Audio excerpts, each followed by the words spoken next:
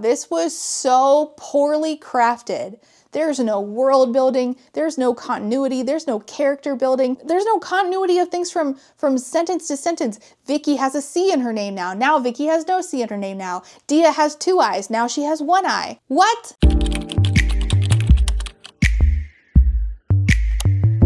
Hi, my name's Rachel, and today we are reviewing the Christian fantasy book written by an author who went semi-viral for saying that she was dedicating the book to Charlie Kirk. Take a moment. She really heard this song and just leaned in, I guess. We are Charlie Kirk! People went back and forth with her about this. She no doubt made sales off of it from the people who were defending her. I have a sneaking suspicion that all of this blow up was entirely by design, but that's a topic for a different video. The point is, I am a former evangelical fundamentalist Christian, and now I read literature by Christians who are fundamentalists specifically, and talk about it from the perspective of somebody who has left that ideology after living in it for 20 years. My dad worked for Jimmy Swaggart and Rod Parsley. If you are in the Christian community, those are pretty big names, especially if you are part of the Assemblies of God faith. If you have no idea what I'm talking about, oh, lucky you. Anyways, that's the why of how we got here. My take on this book is pretty simple. This Christian fantasy book has somehow mastered the impossible art of making magic and mazes and circuses boring, while simultaneously being fairly poorly written. Not the most poorly written thing I've ever read, but certainly I did question whether or not an editor actually looked at this several times. This is a self-published book. It is not traditionally published or published by a Christian publisher like some of the other Christian fantasy books that I have reviewed on this channel. Tyndale is often their publisher. Make no mistake, I do like books written by Christians, just often they are not Christian fundamentalists. One of my favorite books that I gave to my niece and she also loved was To Best the Boys, and that is written by a Christian author. Fundamentalism is a sect of Christianity, and I often critique books by Christian fundamentalists on this channel because of the specific way they are written and the specific ideologies that they are espousing within them. So don't come for me and tell me you're just dogging out Christians. It's categorically untrue. Don't make up fanfic about me. Anyways, this book, Silver is the Sky, has everything. And by that I mean a salad of nothing. Main character with the personality of week-old toast that has been left out to dry with absolutely no butter. Dialogue that certainly does sound like it was approved by a pastor before it was allowed to go to print. Stakes that amount to feeling less like life or death and more of like everybody's just being mildly inconvenienced. Deaths that happen like even early on feel like the book is telling you you're supposed to care about it, and yet you're yawning your way through. And also the deaths that happen are supposed to have an impact on the character, specifically the main character, and yet doesn't. How does your best friend / love interest die at the beginning of the book and then you forget about him for like most of it? The same cannot be said. A similar thing happens in this book, which has necromancy, and she definitely does not forget about her love interest / best friend who dies. So it can be done. You can kill off the love interest / best friend and make it a good book. It's just this book didn't. Lots of choices here made the reading experience very poor. You know what would have fixed the reading experience? Probably a good plot. But, you know, that didn't happen. What improved this reading experience was taking a break from it. Specifically, I took a lot of breaks lately. It's summer, so I don't have as much time to read. I've been listening to a lot of music. We are Charlie Kirk! No, not that song. Although I will say I have left evangelical fundamentalism, but the music that I enjoyed while being that has not left me. You can pry this Need to Breathe album out of my cold, dead, agnostic hands. And I've been listening to it on these bad boys specifically. These are the bone conduction headphones from today's sponsor, which is Raycon. If you hate in-the-ear headphones, look no further than these bad boys. These are so great for workouts. Carlos and I have both taken up exercising again, sort of as a hobby. I know, who is she? That doesn't sound right, but here we are. And these are excellent for workouts because you can keep them in and still hear everything around you because they lay just outside of your ears. Carlos is a huge fan of these. I mean, we're just like huge Raycon fans in general. They really fit into all of the like natural parts of our routine, and we're parents, so we need to keep an ear out for our kids. So being able to have these where I can still hear what's going on, but I can still clearly hear the audio is fantastic. Your ears stay open to the world while still hearing crystal clear your podcasts or your music or your audiobooks. Hopefully a better book than today's book. Am I right? They're perfect for staying in motion, whether you're doing the dishes, going on your walking pad, exercising outside, running around with your kids, going to the beach. I just described my entire summer. And you can get them for yourself or the audio lover in your life for 20% off right now. These are built for everyday use. They have 13 hours of battery life. They are IP68 waterproof and dustproof, plus a no bud fit that doesn't slip. It just goes right around the back of your head and then directly onto your ears, just like that. So simple. And Raycon gives you quality performance without the premium price tag. Their quality rivals the big audio brands, but at half the cost. Over 3 million customers love Raycon, myself included, but these do come with a 30-day happiness guarantee. I use mine pretty much every day. Carlos loves them as well. I'm mostly using them for audiobooking and listening to, well, as you know, I'm a huge fan of Sleep Token. He's been using them to listen to the sequel to Vicious by V.E. Schwab. Speaking of a better book, these headphones have been through a lot with us this summer,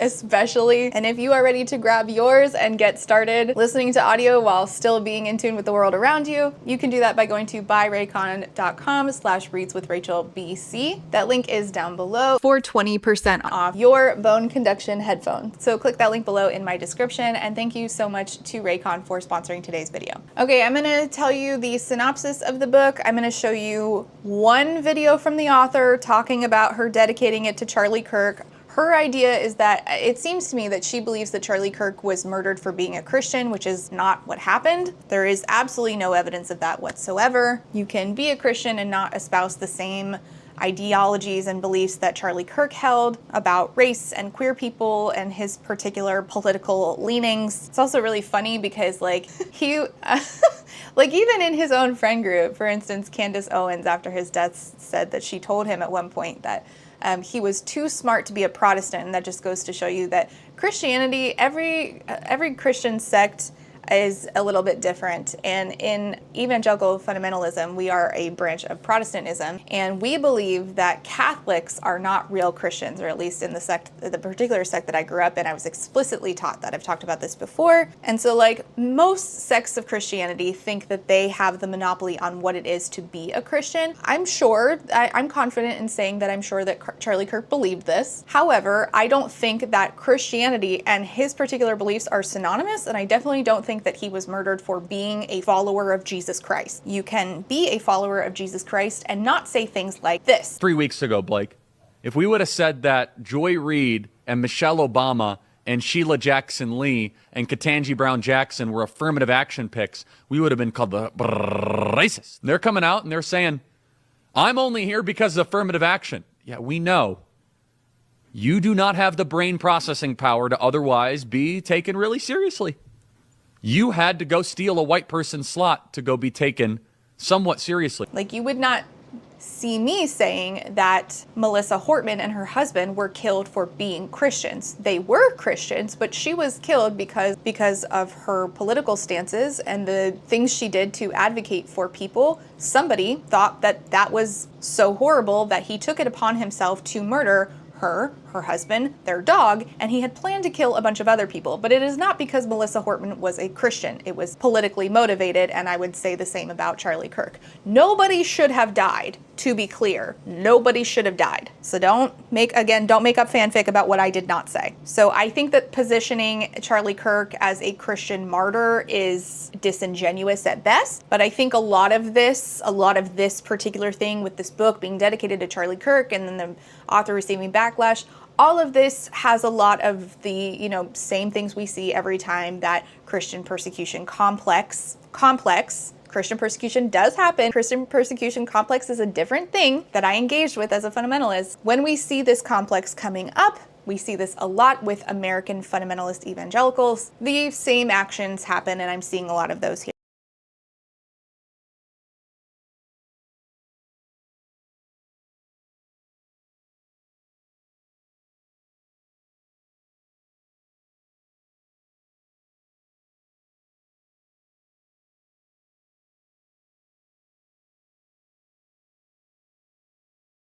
We're taking back But again, that is a video for a different day. I'm just giving you some context as to why this came up on my radar, why it was in my feed, and now I will give you the synopsis of the book. Silverfell doesn't know why her element is different from everyone else's. She doesn't know why her father's eyes fill with fear when he looks at her. She doesn't know what wild song calls to her blood, pulling her to run. But when she receives a nightmare vision on the eve of her 16th birthday, one thing suddenly becomes clear. Her home is in danger, and she is the key to saving it or dooming it. Silver is the Sky combines the powerful fantasy romance storytelling of ACOTAR.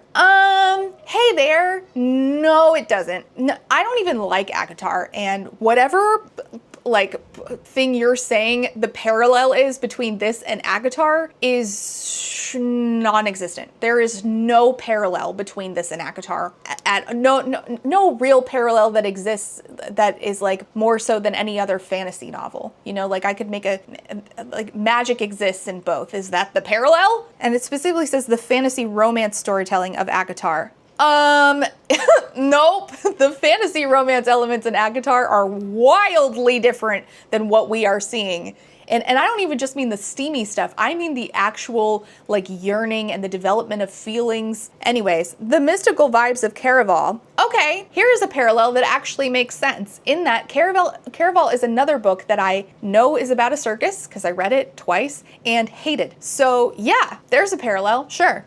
And the faith themes of Chronicles of Narnia. All right, so Chronicles of Narnia I still like. The way that faith is talked about in Chronicles of Narnia is so much less beaten over your head because it was not written from the perspective of somebody who was doing American Christian nationalism. And that is a very key difference between the way that C.S. Lewis writes and the way that American authors who are writing Christian fantasy in today's day and age who come from a Christian nationalist perspective are writing. I don't even think they see that though. I'm not even sure that I would have clocked it unless I had left. First in a 5-book series, brother, how are you gonna make this into a 5-book series? There's nothing here. I'm starving. Like, here is actual footage of me trying to read this book. I have been reading Silver is the Sky for 45 minutes. And in this 45-minute stretch, nothing has happened.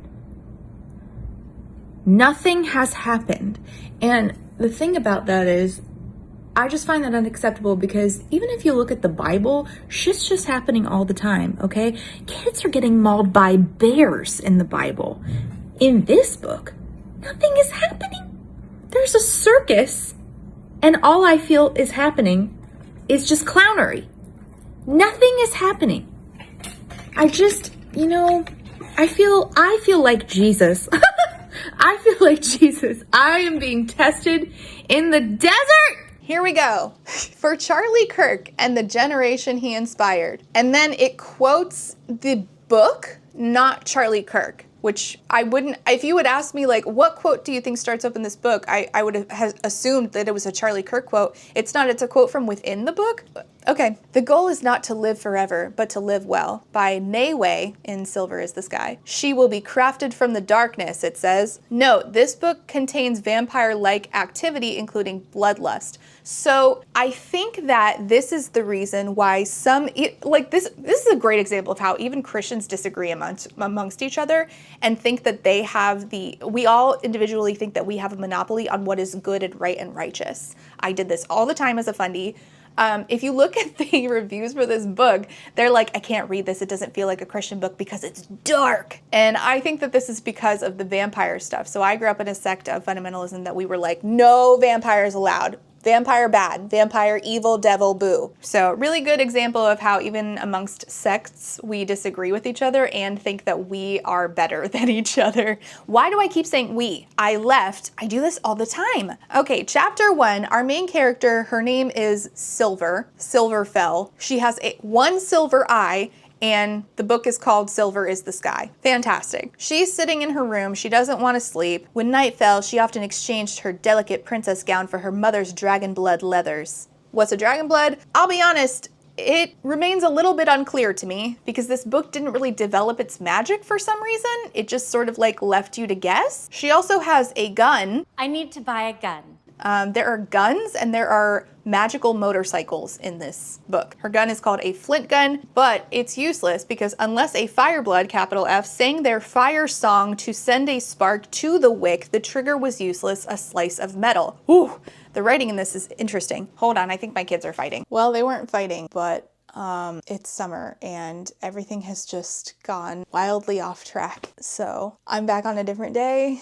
I also have cramps, so I cannot be bothered to get out of my corpse husband hoodie, and we're just gonna do it like this. Cool? Okay, I need to say something before we do this, okay? Listen to me if you listen to nothing else, okay? This video is not for the author. This video is not for the author's friends or family or fans. This video is not for you. You should not be here because I am going to rant about this book. I'm going to give my opinions. Opinions are not an attack. This is not for any of those people. This video is for people who like to watch book reviews for the purposes of entertainment, information with which they make purchasing decisions, or just because they like to have something on in the background while they do art or clean their dishes. Okay? This is not something that needs to turn into people fighting on the internet. I have seen the Goodreads reviews for this book now, and I know that people are ready and willing to fight. Don't do that here. I'm in no mood. I'm not nice enough to deal with you, and I don't have the patience or the capacity. Okay? I'm a mom on the end of summer vacation, and I am just trying to, this is my job. Just let me do my job, okay? All right, cool, thank you. Oh, wait, one more thing I need to say is this book is supposedly connected to this author's other series, which I have not read. However, that does not mean that the natural questions I have about the poorly built world building should not be asked. If you have ever read Six of Crows without reading the Grishaverse trilogy, you can do so because Leigh Bardugo does her job in that she gives you enough context about what happened here to continue on here without actually reading this. Similar situation, I just read and really enjoyed Love Lethal, Death Divine. This is set in the same world as this book by the author. You do not have to read this book in order to read this book. I don't believe that this book is a continuation. I did not have to read the rest of it. This book needed to do its own world building, and it didn't do that, which is a basic requirement, and it just refused. So part of the complaints I have are about the world building, and no, it is not, well, you should have read the other books. Nope, that's not how this works. Don't fight with your mom about it, not with me. I'm seriously in no mood. Our main character, Silver, has a silver eyeball, just one. She also has a sister named Dia. Her and Dia are princesses of the Fire Nation, or the Fire Empire, or something. It honestly doesn't get explained, so I can't explain it to you. Dia, her sister, wears a veil. Our main character, Silver, does not. Why is Dia named Dia, but Silver with the silver eyeball is named Silverfell? No fucking clue. Dia has always worn this veil since they were children. While Silver resented her own veils and cast them aside whenever she could, Dia seemed to prefer them.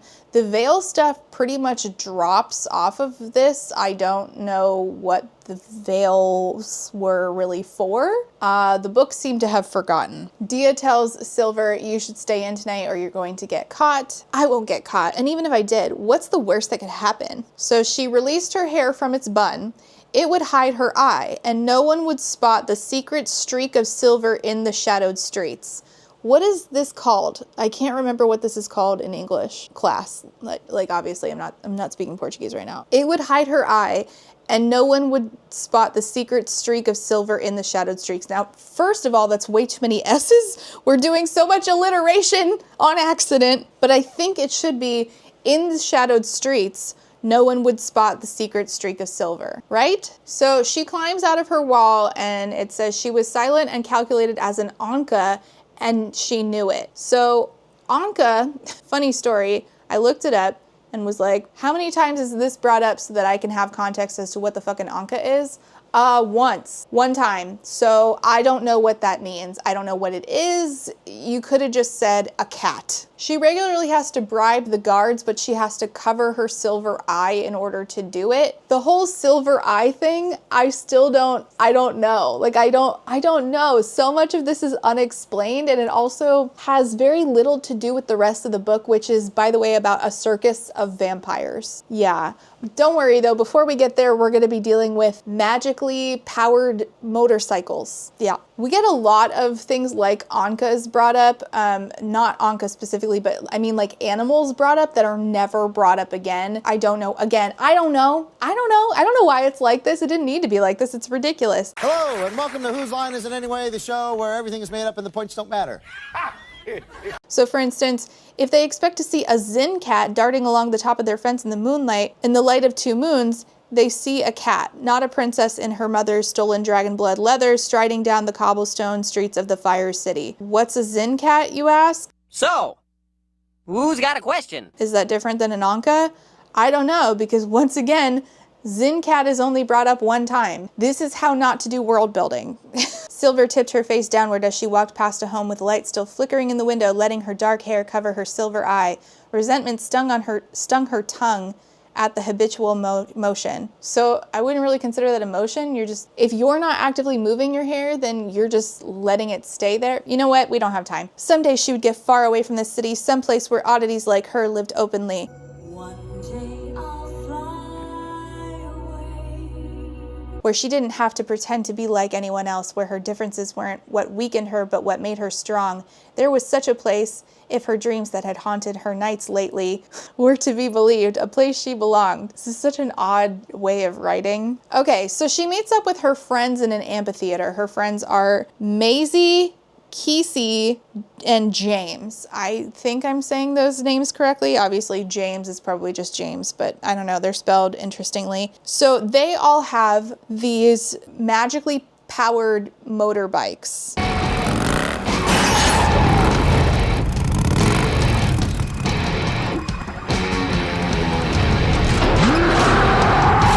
So not bikes, they're called fire bikes. Okay, Silver's father had invented these bikes as an offering of goodwill from the Fire City to the rest of the bloodlines after the war. What war? I don't know.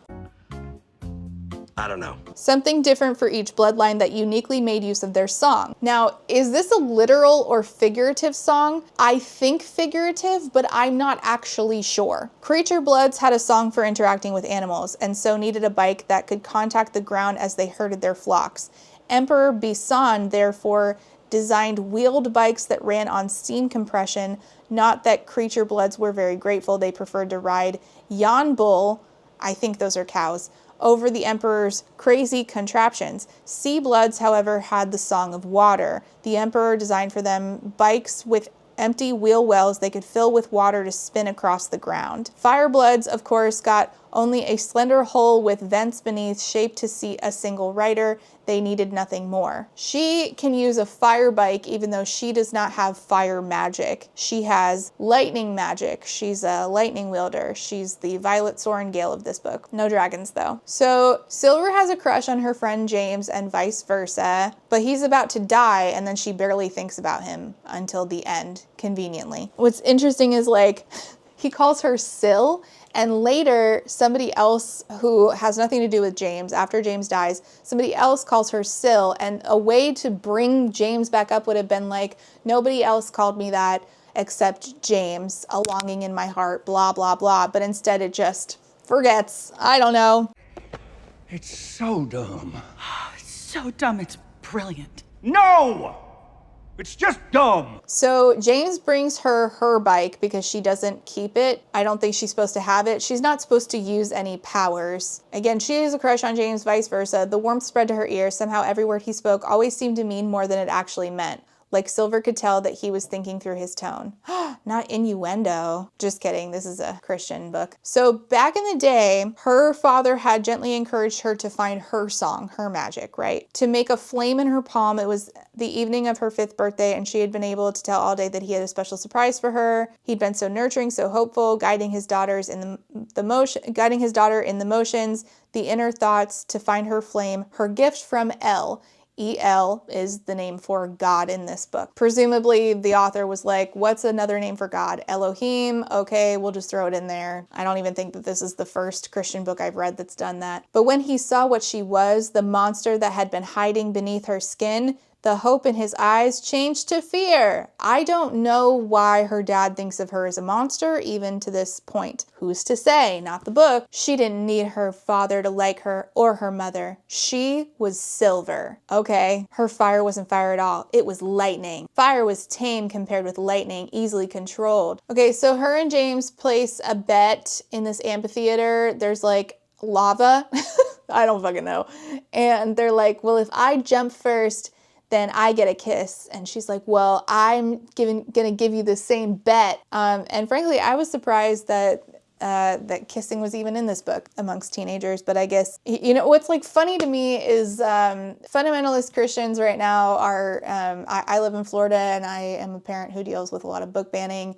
If you don't know, you can watch my other content. I talk about this a lot. I go down my school board a lot. And my resident county book banner is a pastor's wife who has no kids in public school. And one of the people that she teams up with is the most prolific book banner in Florida. His name is Bruce Friedman of Clay County, which is Jacksonville. And he regularly complains about books that have any kissing in it if the people are queer. So like in a queer YA book, this would be grounds for deletion, according to Bruce Friedman, who regularly gets his way, has gotten tons and tons of books removed from Clay County schools. They're in fact probably going to close all the Clay County public schools libraries because of Bruce's book challenges. But in a young adult Christian book, like it's fine. And this is, I just think it's so funny. Just to get, like I can't help but think about book banning every time I review anything now. And I can't help but like make all these comparisons, you know, like we talk about like these books with abuse but then, you know, Redeeming Love by Francine Rivers is fine. So like this book would pass, it would be fine. And I, honestly, put it on public school shelves. Like the more books, the merrier. I don't care. I can have a conversation with my kid about anything. But these people have such incredible double standards that if this book was on a shelf, you know, what's another good example is Choice Summer. Choice Summer is a book that I grew up reading as a fundy kid. It was in my middle school library, and it's about a girl who gets pregnant, and then she, you know, chooses whether or not to keep the baby. She does. It's a Christian series. And like this, like any book with teen pregnancy regularly gets challenged by Bruce Friedman, but not the Christian one. I don't know. It's so interesting to me. Like the double standards make their arguments fall apart. Anyway, sorry to go off on that tangent. I just, you know, back to school season. So I'm thinking a lot about school board book banning stuff. Anyway, okay, where were we? Okay, so Silver for some reason starts to have visions. And at this moment, while she's riding around on her little lightning scooter, bike, whatever, something was floating towards her through the dark, something that didn't belong in the amphitheater, something she'd seen before only in her dreams. Strange, tall tents with an ominous glow, bright colors streaking their sides. A girl laughed shrill and sharp. The tent spread its wings and transformed into a dragon, a massive white dragon with brilliant blue eyes. It turned its mighty neck and spouted fire down on her. Oh my gosh, Violet, we found your dragon. Just kidding. She realized she was the fire palace consumed in flames that hurt. Oh, they hurt. Her father was yelling, blah, blah, blah. The dragon shifted and then so like then she sees the lava again of the amphitheater against the moon behind. What? A body. What? Against the moon behind. Against the moon behind. I don't know. A body lay impaled on the spikes. The head turned slowly. His lips moved, but his eyes were dead. It was James. James impaled on the lava. He was dead. Why, Silver? Then the vision leaves, and then they are riding through this amphitheater, and then he does in fact get impaled while trying to save her. Silver fell to her knees, put her face in her hands to hide the sight of James's body impaled on 5 spears of razor-sharp lava. I don't know how if it's solid, is it really lava anymore? Well, you got me. By all accounts, it doesn't make sense. I don't know. Nothing makes sense. Everything's made up and the points don't matter. In the next chapter, she is listening to her parents argue. Her father says, this is the very evidence that points to the fact that we can't ignore her training another moment. Her mom says, you may be Emperor Bisan, but Don't think for a minute I will stand by and allow you to push her too fast. You made me Empress. You should trust my judgment. She's thinking to herself, okay, so I had a vision and it killed James. Her parents claimed they hadn't known for sure her silver eye would manifest into the full visions. A silver eye, capital S, capital E, hadn't been born since the ancient days of Jondria. Maybe she was just a fluke, but they had suspected and they hadn't told her.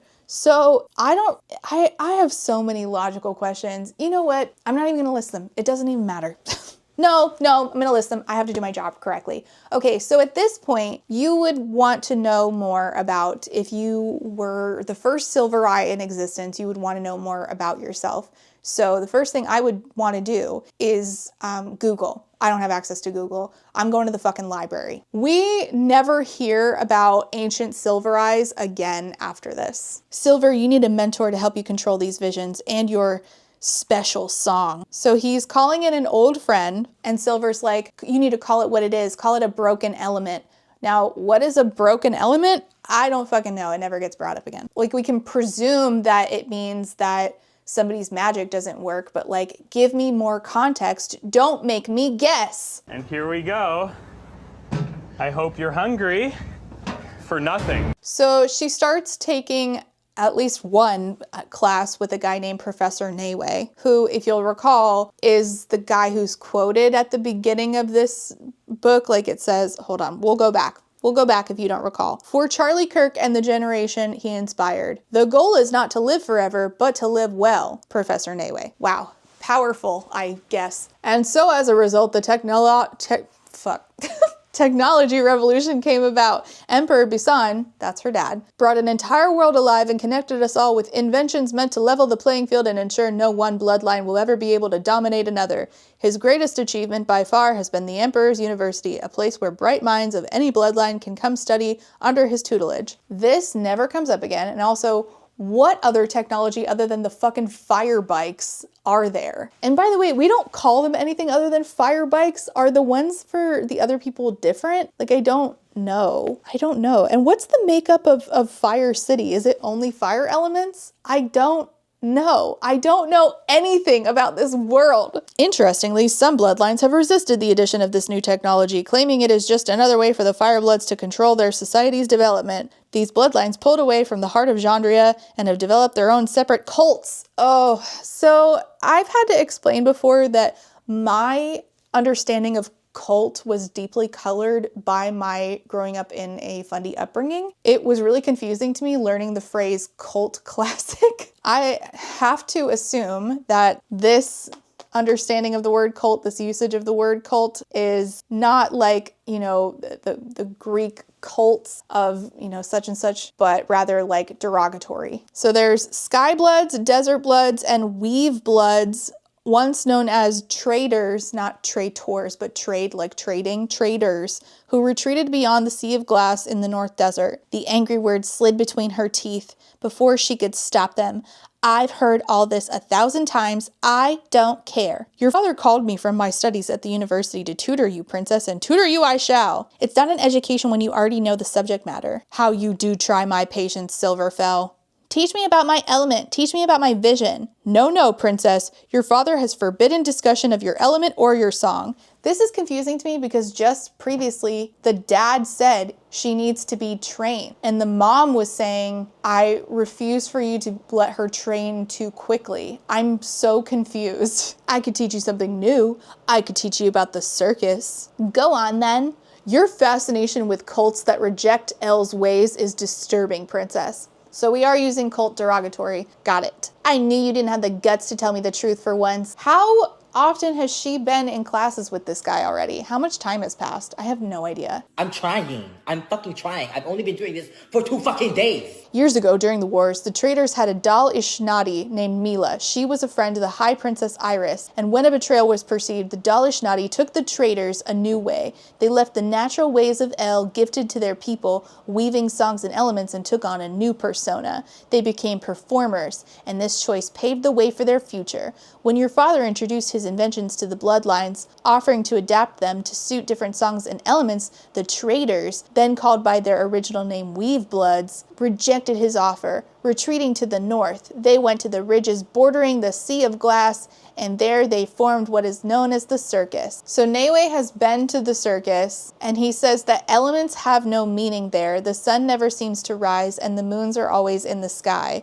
I'm confused about what he's saying when it says elements have no meaning there, because when she goes, her lightning does work. So what does that mean? Does that mean that they have no meaning, as in they have no like social hierarchy, like status? So she asks, will you tell me more about the circus tomorrow? He says maybe. Her dreams, the vision, it had all been about the Weave Blood circus, about some threat to her father, to the Fire City from there. So she thinks that the dragon that was at the circus that came to the Fire City in her vision is something that she needs to explore. Now, sometimes Satan is depicted as a dragon, just FYI. If part of her vision had come true, if James had died impaled on lava spikes, someday the other part of the vision would too, unless she did something to stop it. A mighty white dragon destroying the Fire Palace. Somehow that dragon, that threat, was born of the bright tents of the circus. Now, thanks to Newe, she knew where to find them, beyond the ridges bordering the Sea of Glass. So she's planning to run away. Her mom shows up and was like, hey, I ran away from home when I was your age, and if I hadn't gone, I would have never met your father, and I wouldn't have you or your sister.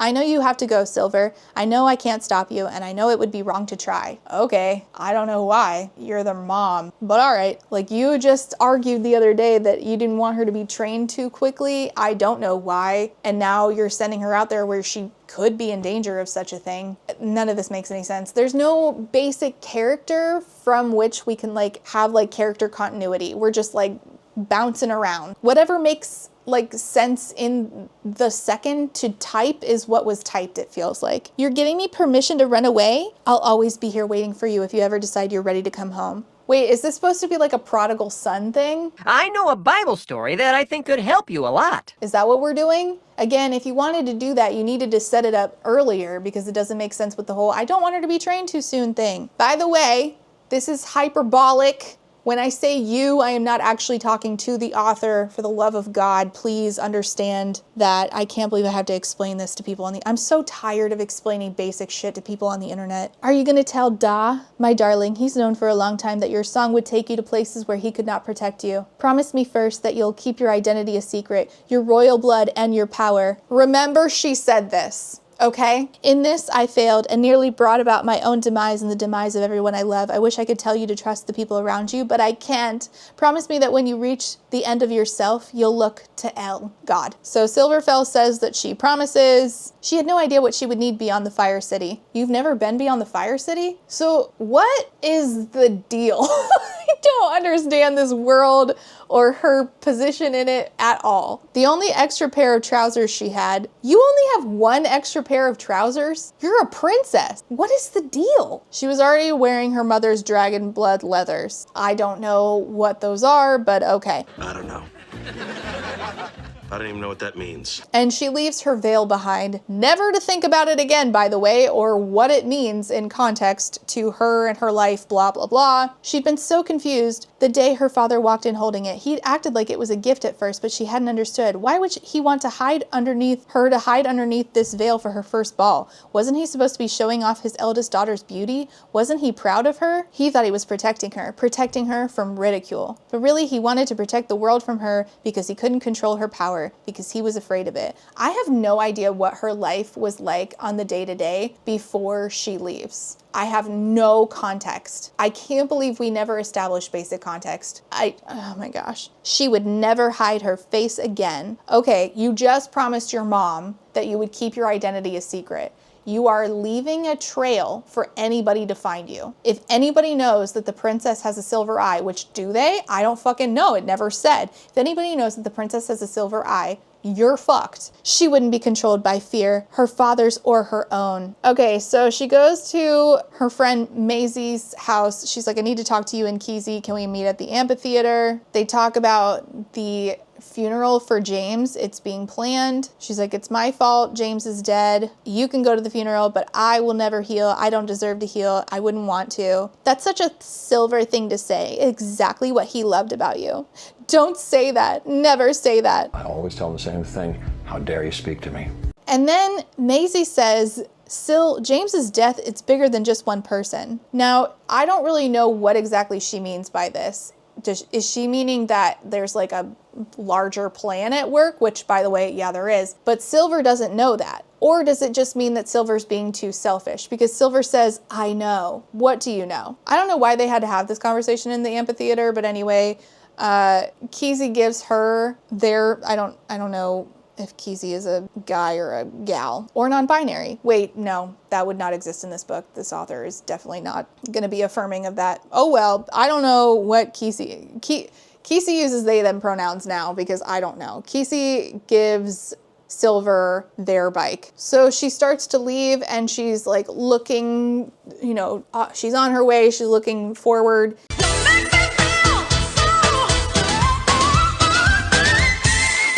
And she says, I'm coming, James. I'm like, okay, I don't know why we said that. It's weird because it turns out that James isn't even dead anyway, so I don't know. So on her way, she stumbles into a little girl who is amazed by her fire bike. I'm confused about this because I thought that it specifically said that her father like gave out these bikes and other types of technology, and that the only people who really did not want them were the Weavebloods, who she's on her way to go see. So this little girl who she comes across, her name is Vicky. But depending on when Vicky's name is spelled, it could be V-I-K-I-E or V-I-C-K-I-E, because the book decided to just forget what spelling it uses from moment to moment. She lets Vicky or Vikey on her fire bike. Vicky's mom shows up. Vicky Landegard, what in Jandria do you think you're doing by all Elle has made if you don't get off that contraption right now? Again, I don't know about, I thought that we were specifically told by Professor Nayway in class that her father's inventions were given to the masses. Are these just regular people? Does not everybody have magic? I don't know because the book never did basic world building. There are no rules, ma'am. We're lost. So Vikey's mom is like, you come from the direction of the Fire City, you're a fireblood or something akin to one. What else would be akin to a fireblood? What? And from the look of you, I'd say you're a runaway. Silver hid her flinch. Was she that transparent?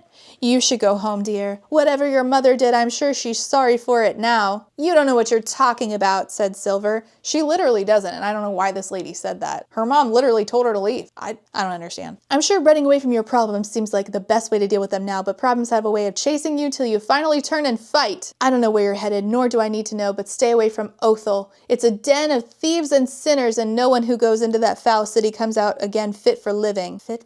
You know what? Never mind. I've never heard of that, but it doesn't mean that it's not a phrase. Okay, so back in the Fire City, her dad, her mom, and Dia are arguing. Her dad's like, you've sent her to her doom. I know you won't understand, Bisan, but this is something the dragon blood women have to do when they come of age. Then why didn't you mention it earlier? Why were you like, no, don't train her. You can't train her too quickly. What? No, you don't understand. Now everything foretold will come to pass. The prophecy, your grandmama's prophecy. What prophecy? I tried to protect her. I tried to keep her close, so when the moment came, I could stop the prophecy. Her silver eye. While you were resting that day, your grandmama brought Silver to me. Your grandmama spoke the words over her, the words I haven't been able to forget since that day. So the grandmama spoke a prophecy and then never talked about it again with the kid's mom? What you're saying to me makes me want to fight you a little. The grandmama that is related to Silver's mom only told the dad and then never said anything about it again? And wait, aren't prophecies only given to, are those different than visions? Are they only given to people with one silver eyeball? Did the grandmama have one? Or are prophecies different than visions? Who gets prophecies? Here's the prophecy. Appears the white phoenix, her fire drops pale, scarring the land eternally.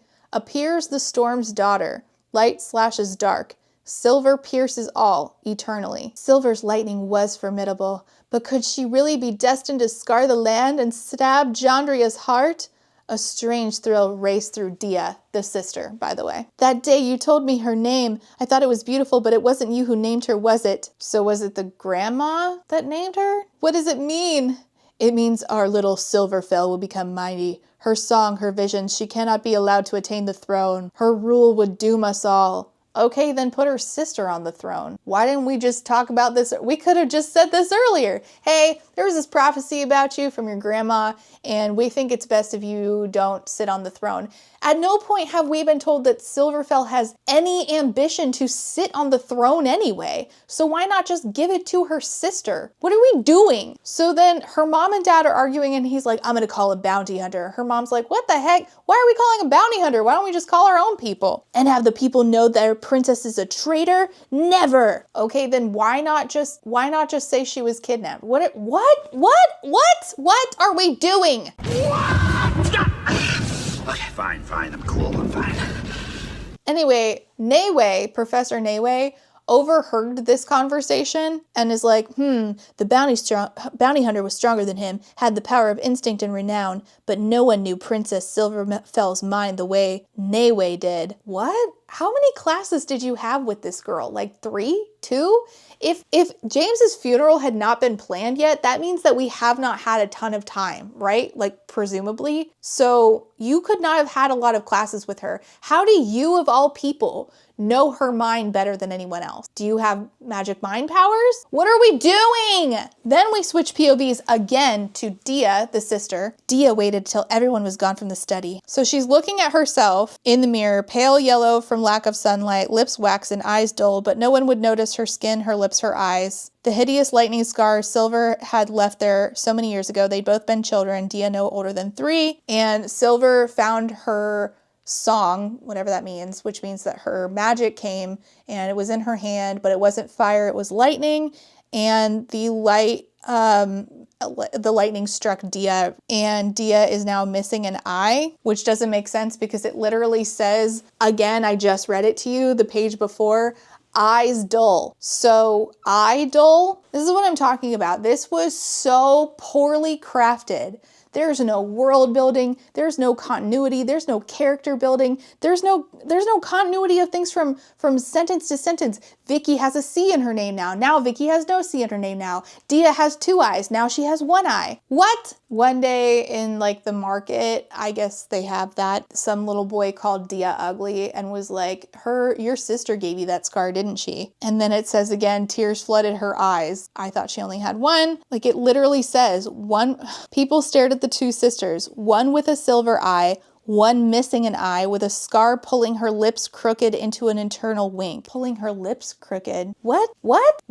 I'm so confused. Okay, it doesn't matter. In the next chapter, Silver is on her way, still doing her journey. She ends up in Othel, that city that Vicky's mom said not to go to. Actually, real quick, Dia thinks, okay, now Silver's fallen out of favor. I have a chance to be seen. Now Silver's going into Othel, that evil thieves city. She goes to a tavern. I need a blankie. In the thieves city, it says a Skyblood sat sideways on his chair, so there was room for his massive wings to rest folded behind him. Do Skybloods normally have wings? I don't know. It doesn't say. I don't know anything about anything in this book. It never explains anything. Across from him, a woman with a smooth bald head covered in swirling black ink fanned herself with the end of her long striped tail. At a table beside them, the shortest, stoutest man she'd ever seen chewed on the end of his beard. And then she notices that there's a bunch of people wearing rings dangling from their ears and wrists and ankles, making each step jingle. Weave Blood styles. She's like, oh, dang, I was hoping that Weave Bloods would have been able to tell me exactly how to get to the circus, but they leave before she can talk to them. She asks for water, and they're like, well, we have butche, which is, I guess, alcohol. I don't know. But she doesn't have any money. This guy with amber eyes shows up and pays for her, and she gets, food for free. How convenient. When she leaves, a bunch of dudes are like, hey, hello, beautiful. Is this your bike? Yep, and your runty backside is touching it. She goes to grab her flint gun that she brought, except she can't use it because she doesn't have fire magic. I don't really understand why a flint gun works only when a fire, what are they called? I don't know. Fire person uses it, but the fire bike works when a lightning person uses it. I don't know. Who knows? Nothing's explained. Anyway, she's like, I feel silly now carrying this gun that I can't use. I bought a gun yesterday. Yeah, that is silly. Silly goose. And then the same guy with the amber eyes who who like paid for her earlier shows back up and is like, problem gentleman, and then the dudes all leave. She has more visions of James. One is like, you know, he's pointing to her at her heart, where the darkness live. James, James, help. She's being like swallowed. And so she wakes up outside of Othel, the evil thieves city, where somebody actually paid for her food, and there's a pile of apples in front of her. If the person who had left it had wanted to harm her, they could have stabbed her while she slept. You in danger, girl. Yep, look at you, using those 2 brain cells. Somehow, even though it was early autumn, the apple was still perfectly ripe and tasted of sunshine, the work of the most skilled earthbloods. Someone was watching her, whoever had left the apples, no doubt. No shit. No, it's a person who just loves to stumble upon people eating apples in the middle of nowhere and watch them. Duh. Why would you just eat food that somebody had left for you? Like, why wouldn't you wait? So she slides the apples one by one into the empty satchel that Vicky, now with a C's, mother had sent her with the day before, a full pack of food. Maybe she wouldn't have to stop until nightfall tonight. Maybe the ridges between New Jandria and the Sea of Glass would appear on the horizon the next day. What is Jandria, by the way? I think it's the world? Maybe the continent? I don't fucking know. So she has, I didn't take very good notes of this part, but she has like a vision, but also I think she's in a dream, and also she might be sleepwalking, where it's like she has this voice telling her, I'm the destiny you can't run from, the death you cannot escape, I'm your white dragon. She remembers her mom saying, you know, when you reach the end of yourself, cry out to El, which is, you know, very...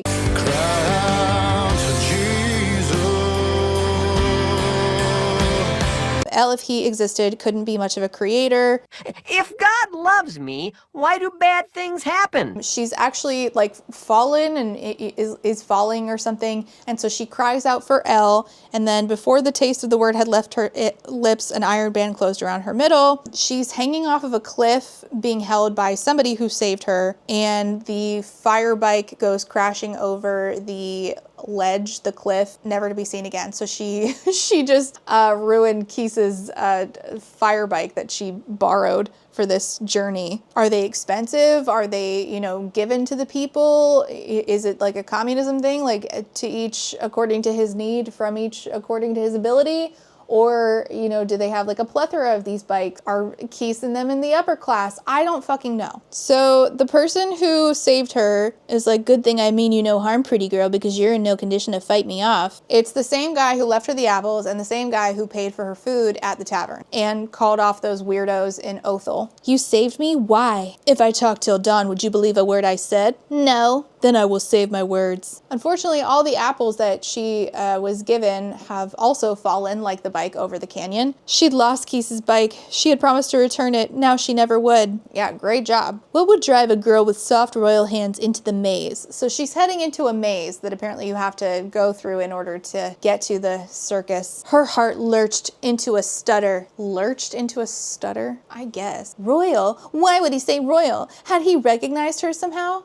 The maze? Is that what they call this place? It's what my people call it. What people? An answer for an answer. My hands are not soft. You better hope that you never find out how vicious my hands can be. Girl, God, get a grip. So he asks, why are you here? Why was she here? Why in all of Jandria was she lost in a labyrinth trying to find a mythical people blindly following a vision that might be a lie?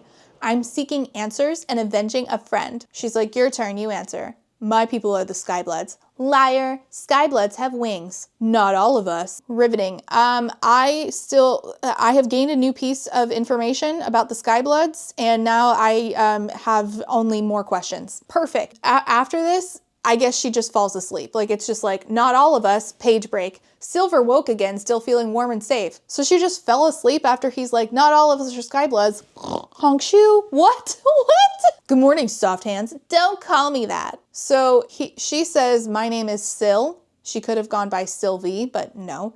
She could have gone by something entirely different from her actual name, but no, even though her mom made her promise not to let anybody know who she was. Right to jail, right away. Okay, call me Rain. I told you my real name. The least you could do is tell me yours. It may as well be my real name. Okay, whatever. And then she stupidly eats food that he made and says, even the palace cooks never made anything this delicious. Why would you say that out loud? You were just worried about him wondering if you were royal, and then you're just spouting out nonsense? You're just spouting out clues? Oh my God. So your soft hands are royal after all. I deliver there with my bike, and a boy from the kitchens brings me pastries. You've been following me since Othel, haven't you? You put the apples by me while I slept. Didn't he also pay for your food and save you in Othel? Okay. I was heading this way and I stumbled on your campsite. Liar. Twice now you've called me that. What are you gonna do about it? I can get you to the circus. I've been there before. I never told you I was going to the circus. No one comes this far north unless they're seeking the circus. By sunset this same day, you'll be begging me to take you through the maze. So she's annoyed with him, and she's making her way through this labyrinth, and at one point a voice says, "Is little Silverfell lost?" And he's like, "Don't let the voices get to you." Who is she? How does she know me? She doesn't know you. She doesn't know anyone. She's a demon, a ruler of the stars invited to live here so the Weave Bloods can keep unwanted visitors away from their circus. A demon? A demon. Not that you shouldn't fear her. If you fall, she eats. I'm a little confused because later the bad guys are also demons and they're not like an intangible voice. Like they're people. So I guess, can demons manifest in different ways? I've got a theory that it's a demon, a dancing demon. Something isn't right there. Like you still need to explain your world. Okay. Are you kidding? That's unfair. She made those. I need to calm down. So she finally is like, "Okay, fine, Rain, will you help me?" And he's like, "It would be my honor to escort you to the circus." Then he acts a little weird. They get to like this cold place. He's speaking some language or saying something that she can't decipher. Victory, victory. For angels are being released right now. Angels are being dispatched right now. Hamanda aka ata raka teda baka sanda ata ambo osa kata rite eke banda ata rike didi. And then the cold's gone, green grass is under her feet, and there's glass ridges. They were in the sea of glass. Silver pressed her hands to her face and found her cheeks were wet. And then he says, "You are now an imposter in the land of the Weave Blood." What? We shift POVs to Dia, her sister, who is just talking shit, trying to make Silverfell seem like an awful person to her dad. "She did not seem well ever since the night she killed the boy." Dia, you understand this was an accident. She didn't mean to kill James. Of course, but she was saying some disturbing things that night before she left about death being a gift. And she said she doesn't believe Elle exists. It is not kind to tell lies about your sister, Dia. "I'm sorry, father." So then she leaves. A smile tugged at the corner of her lip. So she's just out here doing evil deeds, I guess. What was their relationship before?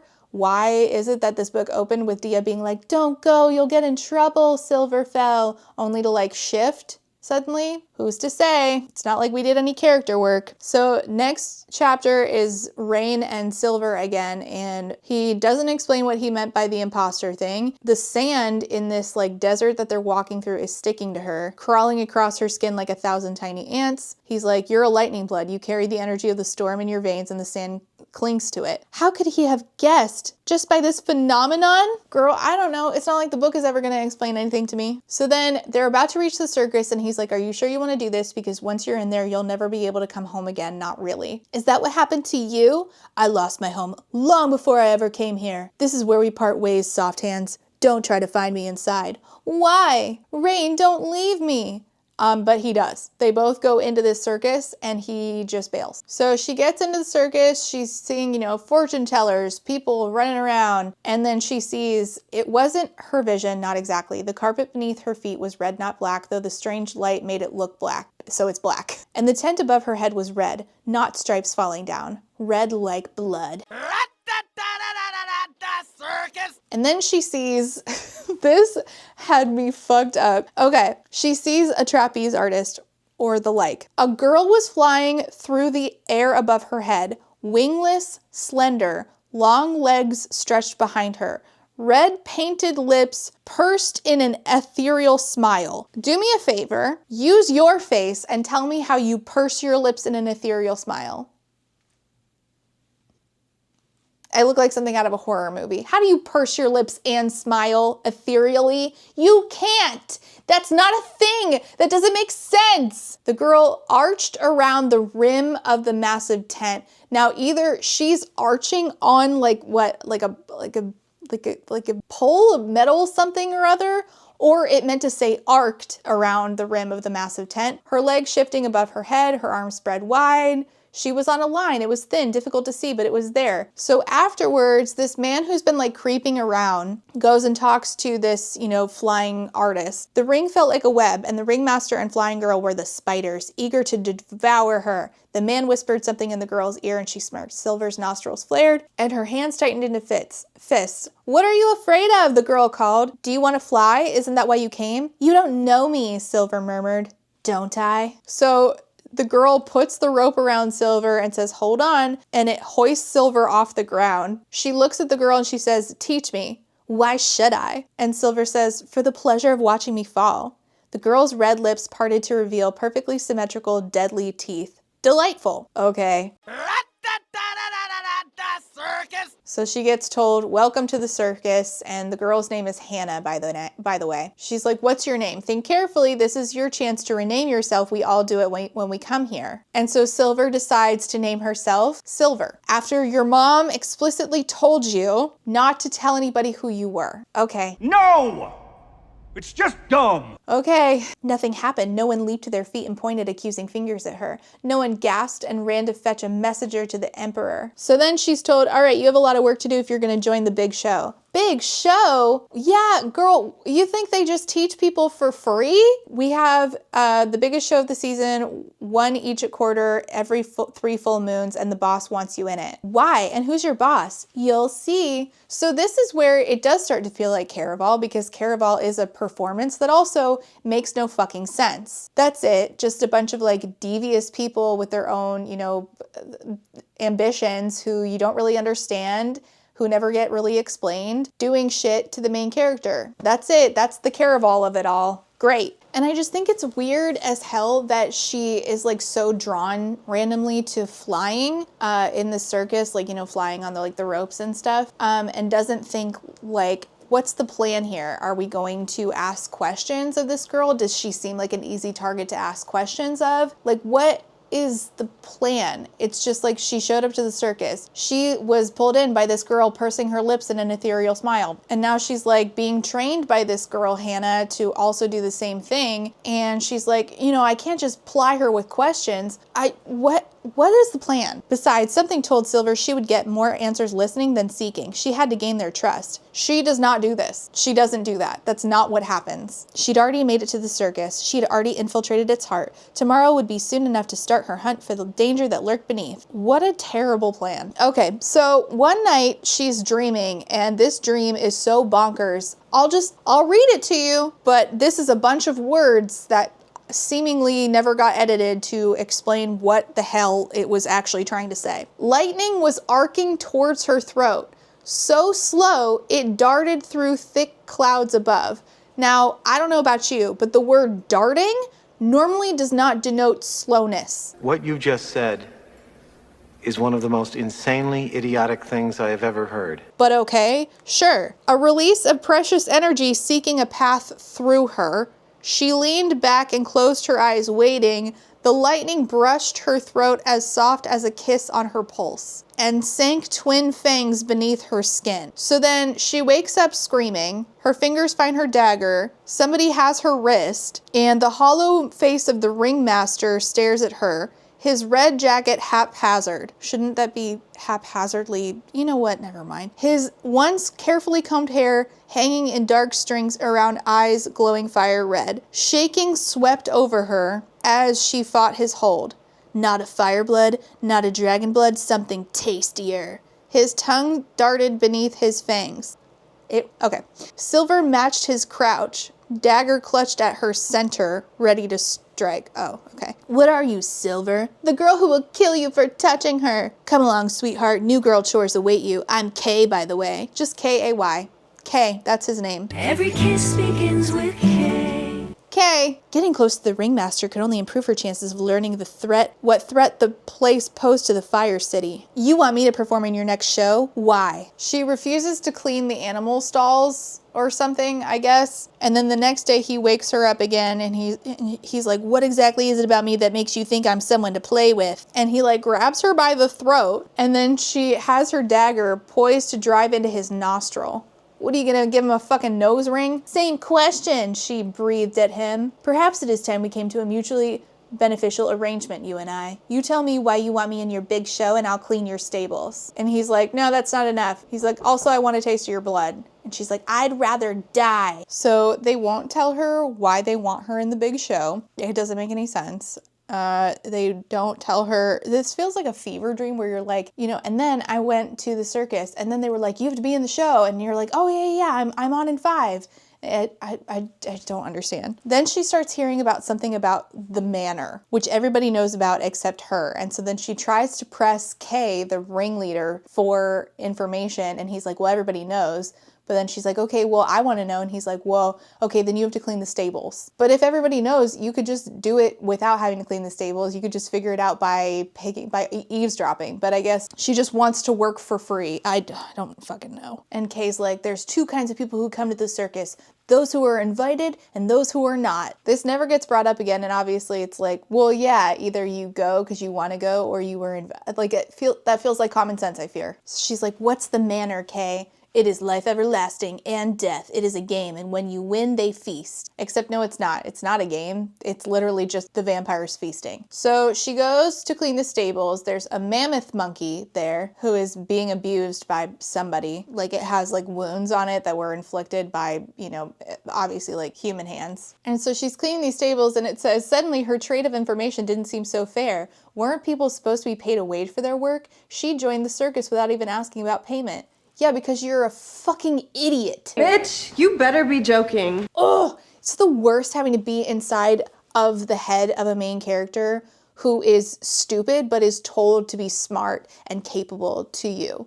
When have you ever shown yourself capable? Like, sure, you can hold a dagger. Can you hold your 2 brain cells, rub them together, and make a logical thought? Of course it doesn't make sense that you were like, yeah, I'll work for free. Wait a minute, I'm working for free. Yeah, yup, that's true. Glad you caught up to the rest of us. Idiocy. She notices that some of the animals are treated better than others, and then she notices that there is a phoenix stuck in a cage, and there's a whole bunch of manure underneath this phoenix and like piled up in the cage. And she's like, is anybody even feeding this thing? If nobody was feeding it, Silver, then how is it shitting? At no point in your rambling, incoherent response were you even close to anything that could be considered a rational thought. Does it just create shit from nothing? Is that part of Phoenix lore?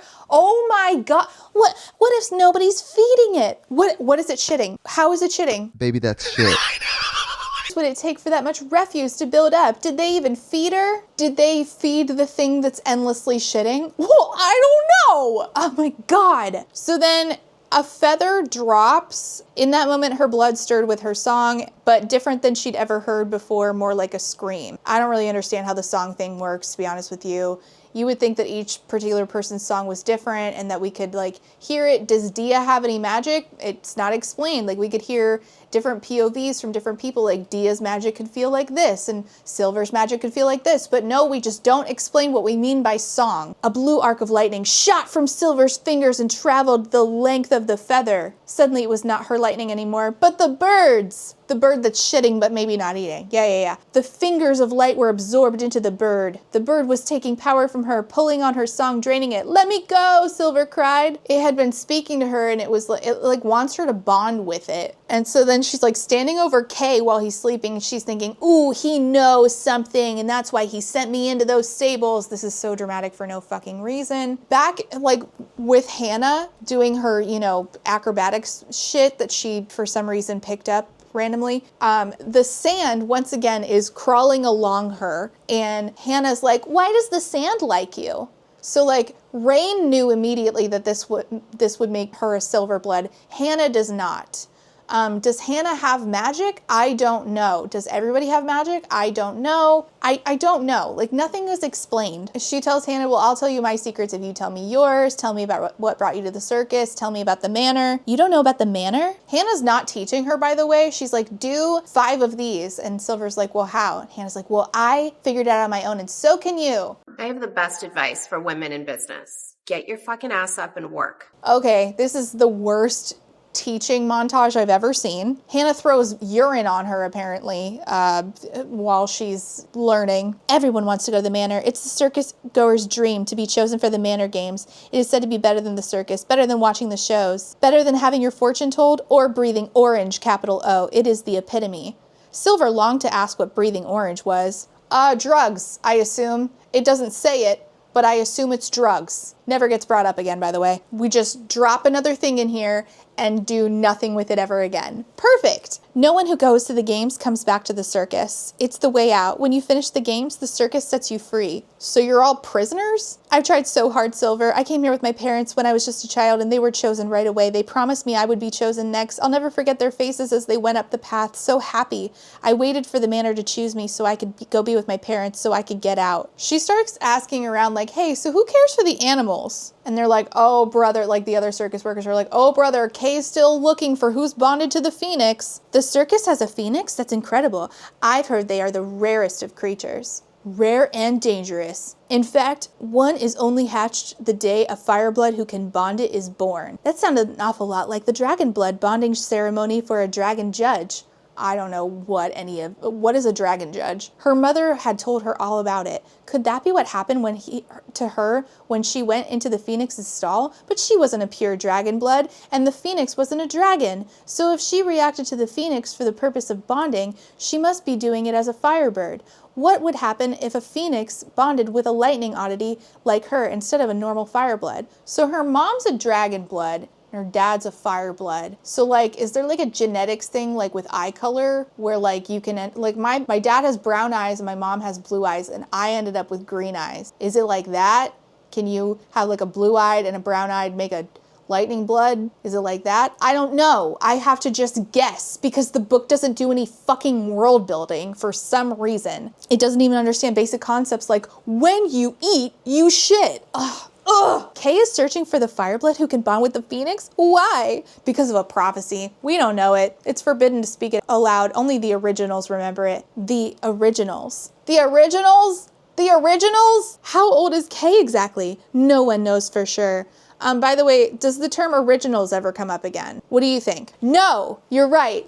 It does not. Never gets brought up again, by the way. We just drop another thing in here and do nothing with it ever again. It does not ever come up again. It is used in this one singular chapter and then so I have no idea what that means. Capital T, capital O, and it gives you absolutely no context for what that means. Is that a god? Is that vampire related? Who fucking knows?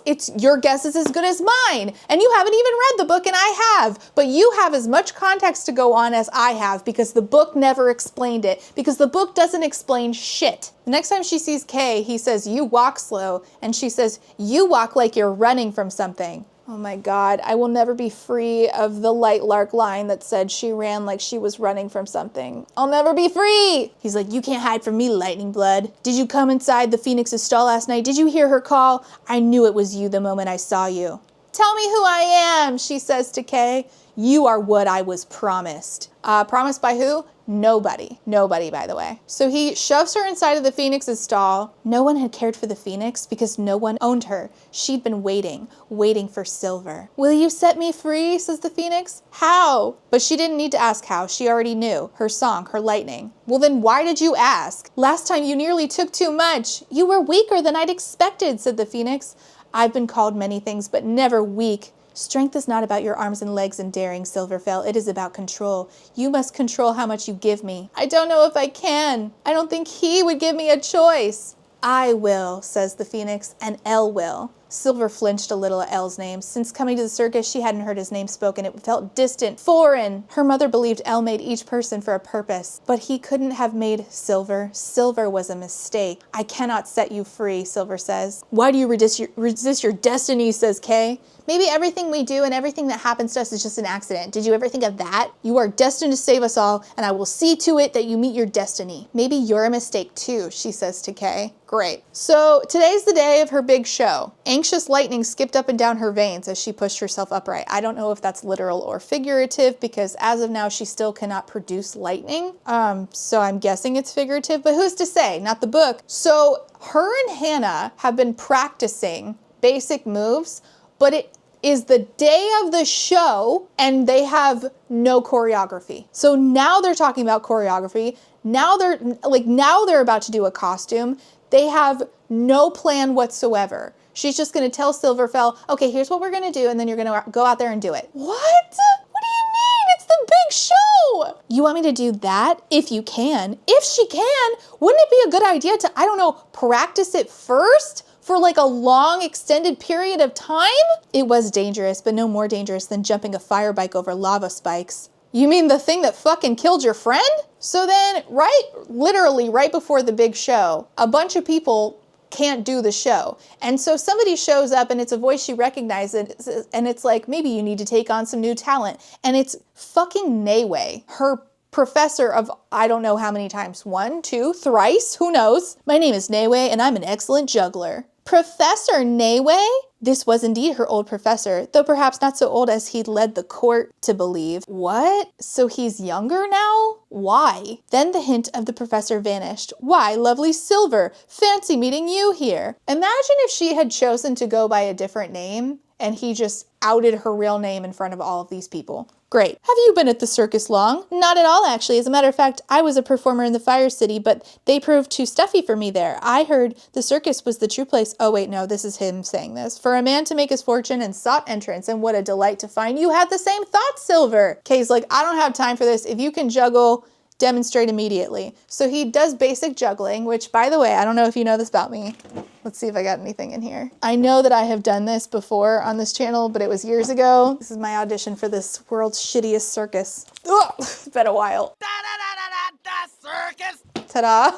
Okay, so first he does like basic juggling and they're like, boo! And then he starts doing like skipping on one leg and like doing fire juggling, so they let him into the circus. They're like, your first performance is in an hour. This is the messiest fucking circus on earth. The stakes are supposed to be so high and yet they're just like letting any old chump in here. Then Hannah's like, you need to learn how to walk correctly. Girl, we are an hour from performing. I know how to walk, Silver growled. Like a mammoth monkey. You need to learn to walk like a girl. I've gotten by my whole life walking like this and been just fine. Silver cocked her head. A mammoth monkey? Was Hannah the owner of the mammoth monkey? Girl, mammoth monkeys are kind of like a big thing in the world, aren't they? Aren't they? I don't know. Like her mentioning a mammoth monkey makes you think that she's the owner of it?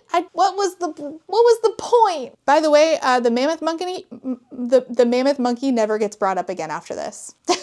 So she just now tells her that the costuming and the particular routine that they're doing that they just talked about is telling a story. Okay, sure. Kay is like looking at her weird, like he's about to talk to her, but then he doesn't, and then he's mad at her, but he's not. I don't know what the fucking purpose of any of this was. Then it says that the circus is starting, and this threw me for a fucking loop. Her eye caught on a metallic glint in the darkness, and she gasped, peering closer. It was a bike, but not a fire bike. Its frame was slender. What does that mean? Every bike's frame is fucking slender. It's a bicycle. And it had 2 wheels stacked on each other. As she watched, Sam, one of the circus performers, climbed into the towering seat while the bike was held still by 2 others. I was so confused about what I'm supposed to be picturing. My question is, if you've been performing training with the circus to get ready for this show, and this is the first time that you're seeing this, my question is, how the fuck is that possible? She's like amazed that Nayway can do all of this like juggle performance. Where in all of Jandria did he learn to do that? He only taught you for what, a week? You don't know this man. Where did I learn to juggle? I learned it as a kid. If you give me some time, I'm real fucking good at it. Like you know me for 5 seconds. It's not a shocker that you're learning new things about me. Like, what are we doing? So Kay calls out to the audience, you have come to be amazed. You have come to be entertained. You have come to be ours. At this point, it would have been like record scratch. Like, hold on now. I did come here to be amazed and entertained. I did not come to the circus to be somebody else's. I'm here to get popcorn, to see some acrobatics, and to then get the fuck out of here. Maybe you can paint my face, but be yours? I don't fucking think so, bitch. So she does her little performance, and in the audience, she notices that somebody has amber eyes. And she's like, is that Rain? It was Rain's eyes, but something about their placement didn't make sense. They were hip level to the people sitting to either side, as if he was an animal, not human. And I was like, wait, so you can make out that they are people, but you can't make out that he's an animal or not? You're saying he's like an animal, but you can only tell it's him from his eyes? I was so fucking confused about this. She saw him shift, straightening, and light caught on a muzzle between the eyes, dark nose twitching to catch a smell. A hand rested on his head, nearly one with the shadows, revealed only by the pale arm rising to join the body of his mistress. Why was he in the form of a dog and muzzled by this woman? I don't understand. And she doesn't ask about this, which is bonkers. She's like, are you working for her? Later on, he's like, I'm not working for her. She had you muzzled at the circus. Okay, so you don't work for her. Do you do that shit for free? Are you muzzled for free, my guy? Do you need help? Blink twice with your amber eyes if you need assistance from this half-assed acrobat. Though Silver couldn't see her face, the woman sitting with Rain and, assumedly the person who had muzzled him, she had the eerie feeling that she was watching her as closely as Rain, or the animal that looked like Rain was. The animal that looked like Rain. So the only thing that this animal has in common with Rain is its eyes. And the book's deciding whether or not it wants you to think this is Rain definitively or not. You've already decided. Move on! So after the show, Rain in wolf form comes up to her. I smell food. Does this place have a kitchen? I'll be right back. He's a dog. He's totally a dog. His frame was easily the size of hers, placing his shaggy gray head at her waist. His amber eyes glowed at her, his lip drawing back as he growled again. And Kay is like, what do you want, mutt? And so then the wolf version of Rain butts its head into Silver, and Kay says, she has summoned you. Who? The mutt's mistress, the Dal Ishnadi.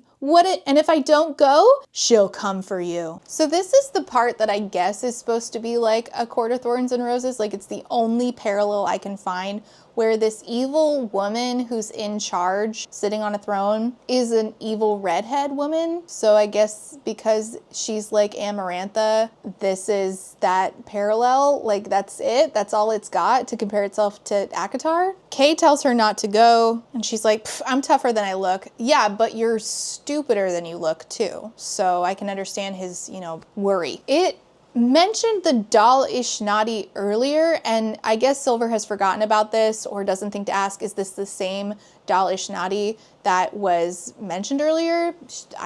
Silver's stupid, so I guess we're just left to wonder. Help. So she says, I am the one that birthed this circus. The real question should be not for she who belongs, but for she who imposes. What is your name? Silver decides not to answer. You called me here. You must already have some idea of who I am. It is not so much who you are, it is who you could become. You choose not to speak. Very well. Speech is not needed. I guess they can turn invisible or something, or maybe it's so dark that all that is seen is their eyes, but there's glowing red eyes all around her, and these are all vampires. Two young men appeared to either side of the Dal Ishnadi with very careful hands. They lifted her veil by its crown, raising it high till the woman's face appeared, perhaps the most beautiful woman Silver had ever seen. So the Dal Ishnadi is like, let's see what secrets hide beneath your skin. At first, nothing seems to be happening. Then it says, the sound of lips moving against teeth crackled through the tent. Lips moving against teeth. That doesn't even make a sound. What are we saying? Something flashed in the air above the woman's head. Her own song flickered to life, her lightning zipping through her blood, eager to defend. From between the Dal Ishnadi's lips, this dark red pulsing thread appears, and then the thread goes into Silver's head. She's trying not to answer the question, what is your name? She fought to raise her head enough to see the woman's face. Her eyes were shut again, her mouth pinched, her brow thunderous. Now, I tried to look up what a thunderous brow is, and I couldn't find anything. So either this is me not knowing something, which happens from time to time. You guys have to explain, basic phrases to me. It happens. Or that's not a thing. She slaps Silver. She's like, how are you resisting me? And then Kay shows up and he's like, Madam, the girl's name is Sil. I am preparing her for your manor, but she is far from ready, as you can plainly see. I don't know what that means. I don't know how she's just not ready for the manor. I can have her ready for the next manor games by the next big show. Kay leaves with Silver, and he's like, everything was almost ruined. We were so close. Silver's like, it's time you tell me what's going on. And then he like scratches her and takes a piece of her skin, flicked the piece of her skin to the ground, and then he touches her blood and it burns him. He's like, yes, it's time I tell you who you are. But then he sends her to go change her out of her costume. She gets annoyed. Neiwei comes and talks to her, and she's like, what are you doing here at the circus without your gray beard and your wrinkly forehead? And it was at this point that I realized, oh, so he has like a stark change. He's like Merlin changing into, what is Merlin's alter ego? The old guy. So it's like that. She's like, I'm not going back home with you, Neiwei. You might as well go home. I'm here to protect you. I don't need protecting. And you were never this handsy with me at the palace. What would father say if he knew? Is this setting it up so like all of these men are her love interests? Is that what we're doing? I'm surprised by it. I don't like it because I don't like any of these characters, but I'm also just surprised by it. We're not at the palace and your father isn't here. Neiwei, you're just a professor. Go home. No. If you're staying, you better leave me alone. Stop. Don't talk to me, loser, lame-ass wannabe. So she finally talks to Kay, who's like, listen, I'm old. My bones age, though my skin does not. Oh, girl, I feel that. When our great lady forged the circus of the dust of the earth and the song of the sky, oh my gosh. And I was here when the corruption breeding in her blood erupted. Blood, it's always been about blood. Our song is carried in it, the essence of who we are. But till blood is claimed, it is vulnerable. Tell me, Silverfell, what is the most valuable currency in the world? Corrupt a man's mind and you own him till he sees your lives for what they are. But corrupt a man's blood and you own his song, okay? So then he quotes the prophecy, the same prophecy that her grandmama quoted to her dad the day she was born. Appears the white phoenix, her fire drops pale, scarring the land eternally. Appears the storm's daughter, light slashes dark, silver pierces all eternally. It is a prophecy as old as time, older even than the circus, and it is about you. It's about the white phoenix. What makes you think I have anything to do with it? You are the prophesied lightning blood. You are destined to free us from the demons breeding and growing their armies beneath this very circus. You will bond with the white phoenix. You will achieve your greatest power, for without it, you can never hope to defeat the star princes. You want me to commune as a dragon blood with their dragon, as a fire blood with their fire. You wish for me to share songs with the phoenix. I can't. To commune, we also have to commune with El, and I don't believe he exists. So here's the part where I know that this is about doubt and that we are doing the exact same verbiage and line of thinking and mental gymnastics that I was taught about doubt that did not work for me, which is a shame because I really do appreciate like conversations around doubt in faith, including especially when somebody comes out on the other side of doubt still believing, whereas I came out an agnostic. And instead, we're just doing the thing where it's like, well, even the demons know God exists. So how can you doubt him? Yeah. It's like, well, what if I tell you that I don't believe in the demons either? And that's the thing is, for her, the demons are a visible thing in front of her. So she's like, well, if the demons believe, then I guess I should too. I don't live in that world, and a bunch of other people experiencing doubt don't either. Kay says, my dear, even the demons believe El exists and tremble at his name. I mean, like, that's basically verbatim the Bible. I came here to find the danger to my empire and stop it. She came here to do imperialism. And he's like, well, you found it. You found the danger. So Neiwei overheard this entire conversation, and he's like, perfect. This is better than I had hoped. But Neiwei wasn't the only one hiding in the darkness. High above, a form crouched on the roof of the stables. Amber eyes caught the moonlight once before, melded with the shadows. So Neiwei's overhearing this conversation. Rain is overhearing this conversation. Everybody's just eavesdropping on these people.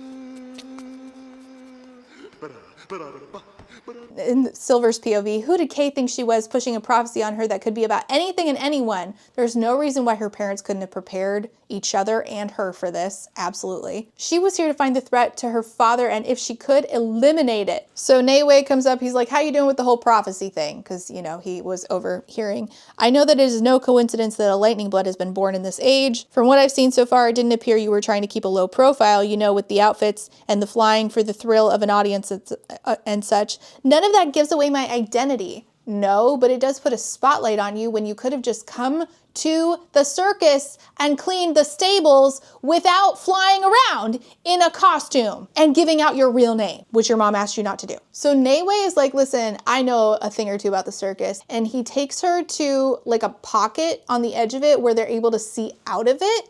but they can't leave or the demons will be alerted that they're leaving and then they'll be come upon by demons. The circus's spirit keeps those who enter inside. It loves letting people in. It's those who seek to escape that it resents. You speak of it as if it's alive. That's because the demons are alive. And then it brings up a fire demon who we have never heard of before. We're at 53%. We've never heard of this before. The fire demon Al was defeated in the Demon's War. The what? He and his fellow star princes were cast back into the space between stars. Al was defeated, it is true, but in the process of defeating him, a portal was opened to the stars, and what was invited in was as dark as what was cast out. There are many demons in Jandria. They are very weak right now, so they hide, they wait, they gather strength, and in time, something will be unleashed on Jandria far worse than the reign of Al ever was. Why aren't we crushing them? Your father turns a blind eye, Silver. I wish I knew why. What? What? So her father believed the prophecy, but he doesn't believe that demons are out there? How does Nehwe know this? And oh my God. If he chooses not to see, we have to make it obvious. We have to uproot the demons of the circus. He's like, by the way, I'm not the only one who followed you from the city. Your dad hired a bounty hunter. Remember the bounty hunter?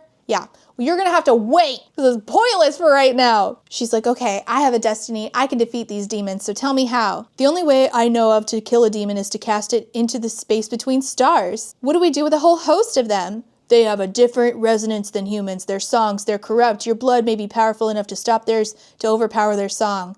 How will we know if it can? And Kay's like, we can test it on me. We'll see if your blood works to kill demons. On me, a demon. The air rushed out of Silver's lungs. He'd all but told her. How had she failed to see it? Because you are about as intelligent as a box of rocks. Everyone in this room is now dumber for having listened to it. If you're a demon, why do you want to teach me how to defeat your brothers? I'm not a demon. I'm a demon spawn. I was not born a star prince. I was made. Their blood overpowered mine. They took my song. They took everything. If they own you, how can we trust anything you say? I swore I would bring them down when I watched them drain my brother. So he's out for revenge because they drained his brother, and with his dying, with the humanity that left him, he was like, I'm gonna avenge my brother and I. He had killed his brother, and she had killed James. No, the lava spikes that are somehow solidified killed James, actually. The solid rock lava. Good grief. So Kay's like, I need to teach you to kill demons. Not all demons are the same. There's a hierarchy in every nest.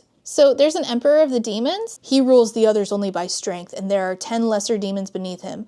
All the others are simply men and women who were turned. Those we call conscriptors. How long have you been delivering songs? Delivering people to get eaten like their songs are eaten by demons. As long as the circus has been. I protected a few. If I protect too many, they will notice. Who are you protecting? He doesn't answer, but obviously Hannah. Obviously. Where's the nest? Where's the manor? Weren't you at the manor? Isn't that where the Dolly Schnotty lives? So for the conscriptor demons, the lesser demons, you just have to cut off their head. But demons, you have to bind. And he's like, I'm not sure if you actually can. And so then they're interrupted by Hannah, who's like, this is where you've been sneaking off to. It's always the ones you trust most who thrust the blade deepest when you turn your back, isn't it? So she thinks that they're together because Hannah and Kay are a couple, which we're just finding out this second. And Kay's like, listen, it's over between you and I, Hannah, because he's just continuously trying to protect her, even though this isn't protecting her. We switch over to Dia, the sister's POV,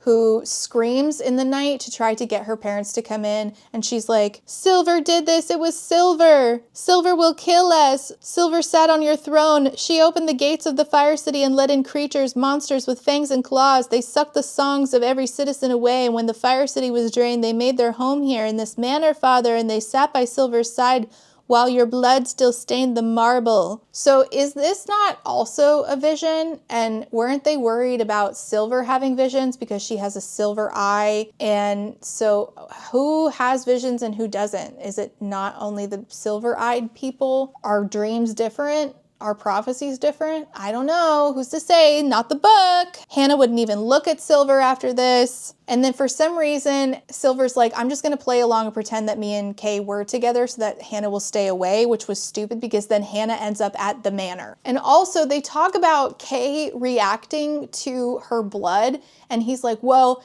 it does hurt the skin, but we don't know what will happen if they try to drink your blood. And I'm like, what is the inside of your mouth made of if not skin, sir? The same, it'll boil the inside of your fucking mouth. What are we saying?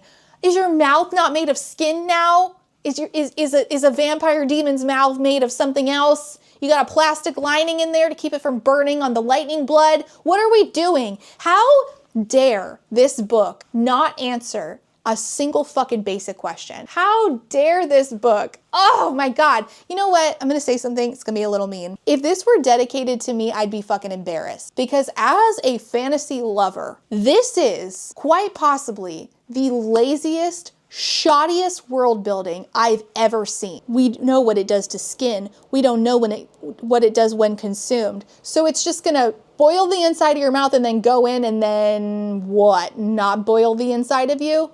Okay. She's like, well, I'm not gonna let you drink my blood to figure it out. We need to discover how we can turn your blood into a weapon. Great. He's like, how far have you pushed your powers, by the way? Because we could probably use your lightning. She's like, well, I wasn't allowed to use them.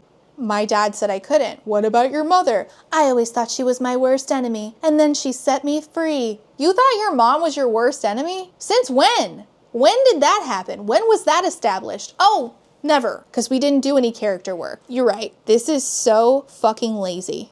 She's like, huh, what more besides powering a fire bike could my lightning do? Bitch, I don't fucking know. This book never decided to establish that. And the Phoenix is like, well, it could free me. Yeah, we know. I would like some other answers though. So one night when they're supposed to be training, Kay doesn't show up. There's a bunch of mist, and then she uses her lightning to pull back the mist, which I don't understand why. She finally decides oh, I'm gonna finally use my lightning, and then does, and then the vampires know she's there. So the demons start pouring in. They're like, we're gonna eat you. And then who comes to save her? Rain. I think we've all noticed a few curious mannerisms. Or, rather, doggerisms. Betrayal stung her. Had he worked for the Dalishnadi all along? Would he only save her to deliver her to the Dalishnadi? Release her and live on. Take her and it will be the last blood you ever taste. Why should we fear you, doll whore? You used the word whore in this? Oh my God, brave. Oh, I'm edgy. I'm on fire. Liberty, you're about as edgy as a butter knife. Brave. You bleed just like she does. Not quite like she does. And then he reveals a sword, which does some magic shit. It glows or something, sort of like that one sword from The Lord of the Rings or something. They're like, okay, fine, but we'll be back. How long have you worked for her? You betrayed me. To betray someone, one first has to be on their side. Dangerous company you keep these days, Silver. When have I ever done anything less? Probably when you were back home. Okay. So Kay, in his POV, he's like, oh shit, everybody saw that lightning. Now, and people are running around, I guess. People falling back from him left and right. He runs across the circus. If they hadn't known before, the lightning that shot over their heads and struck the barrier above told them now. He can't find Silver. If the Dalishnadi had her, Silver might still be alive. If he lost Silver, he lost everything. So he takes a human who has power, I guess, a song, to the manor as an excuse to see if Silver is at the manor. This guy gets drained, except his heart is still beating, but very slowly, which I'm confused about. Are all of them turned this way? Are all of them not killed and just turned into other vampires? Because if so, does that mean that an entire group of people, including Hannah's parents, have just been hanging out there unseen by the rest of the circus? Is that how it works? Notice how I have nothing but questions. Isn't this depressing? Couldn't any of this, all of this been answered? This is the same issue I have with Caraval. You can't just make up an endless list of unanswered questions and call it whimsy and magic. Imagination. That's ridiculous. Answer the logical questions. World build or say nothing. The Dalishnadi is like, where's the lightning blood? So she doesn't have her. We are searching for him. And so he's trying to pass it off as if the lightning blood is a guy. She knows that it's Silver. Be serious. You made a whole big stink about using your red thread or whatever to try to get in her head. Stop it. And she's like, move up the show. The next show is this evening and I will be in attendance. She probably knew the lightning blood was Silver, but she didn't know where Silver was. Great. Fantastic. Great work, guys. So Silver is traipsing after Rain in his animal form. They go to where he hangs out normally when he's not with the Dalishnadi. Why did he bail on her when they first got to the circus only to now have to rescue her? No fucking clue. So, Skyblood, eh? How does that work with the, tail and all? You know nothing. I would know more if you told me. Yeah, but then we wouldn't have fake intrigue. Then we'd have to just explain ourselves. I could say the same to you, Lightning Blood. Why pretend you weren't the servant of the Dalishnadi? Why pretend? You deceived me. You brought me here. Why? You asked me to. Don't turn my words around. You knew I shouldn't come here. You knew I would be trapped. Would my warning have changed your mind?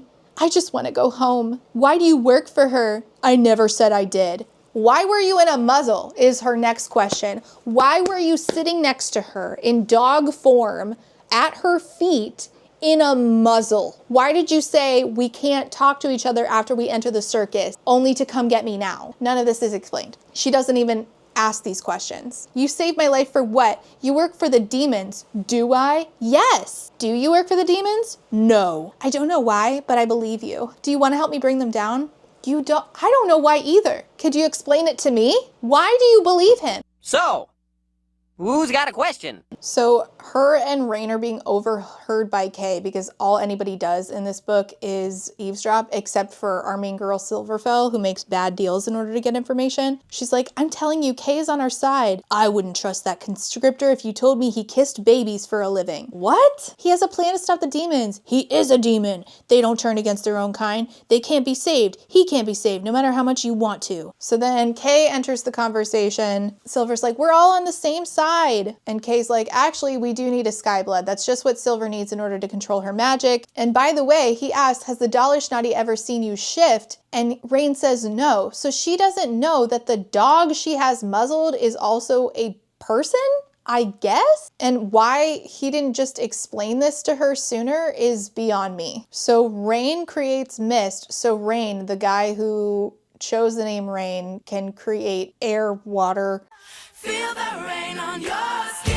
And then Silver uses this to like amplify her lightning or something. So their plan is to use this to like draw the vampires to the like main circus tent, right? Using her lightning, because when she uses her power, they're drawn to it like moths to a flame. And so as long as she's in the mist, then they won't be able to tell who exactly is using the power. And then they're gonna attack the audience. Like the vampires, they know that they're going to attack the audience. We can't sacrifice them like that, Rain mumbled. What do you think I've been doing all these years? The losses here today will be a blink of suffering to bring to a close a scheme that has taken decades to complete. No one at this circus is innocent. I would think you of all people would know that, Silverfell. The conscriptors will be driven into a bloodlust frenzy by your power. They won't be able to resist. They will attack, and the truth will be revealed to every single circus goer. In the ensuing panic, we will escape the circus and go to a secure location to continue your training. What? I don't know what is going on,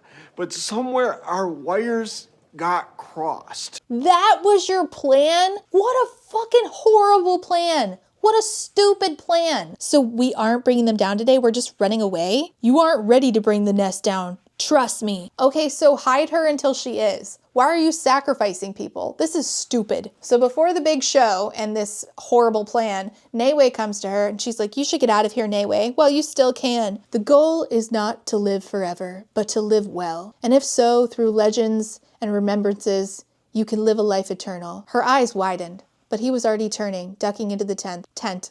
The warmth of his words lingered long after he left. Was that supposed to be profound? Oh, fuck off. Maybe that's shit. She randomly starts to think about James again and how she's starting to forget what he looked like. Wow, how coincidental. You're about to see him again. By the way, Hannah has gone to the manor. She left a note saying, Kay, I'm not angry anymore. Whatever it was that I did that made you stop loving me, I'm sorry, Hannah. Kay is distraught over this because he obviously loves Hannah. Remember the plan, Kay. If the Dalishnadi has already taken Hannah to the manor, your plan is still the best bet. We have to rescue Hannah, and we will. We can't just tiptoe into the heart of the nest and steal a changing conscriptor. Even if we got her out, her screams. We didn't fail, Rain said. Our plan is still the best way to secure her safety. No, it's not. It's a bad plan. This is stupid. So they argue about this. It's ridiculous. It's stupid. Even stupider, she sets the phoenix free and it flies away as if it actually was going to go anywhere. It'll be back in a second. Don't worry. So at the circus performance, the Dalishnadi's there. The 10 demon princes are there, even though I thought that the Dalishnadi was one of the 10 demon princes because there's like a big bad demon, isn't there? I don't know. Before their performance, because Rain and Silver are going to perform together, she says, "Why did you follow me way back in Othel? Why did you help me? Let's just say I find you intriguing." So is he also her love interest? Who's the love interest in this? Because it was supposed to be a romantasy. So who's the romance? I guess it's a slow burn, which is my preference, but normally I have to actually care, and I don't care. Whatever happens, I want you to remember that I am glad, so glad I found you. Okay, so they do their performance and she's using her lightning and it like draws in the vampires, except the issue is that at one point she like slips below a cloud of mist and it's obvious that she's the one doing the lightning. Also, I think she has like a vision of James. She gets back to Rain and a part of their plan was for her to get cut by him, both like it's part of the performance, but it's also part of the performing for the vampires to try to get them enticed by her. The frenzy was complete.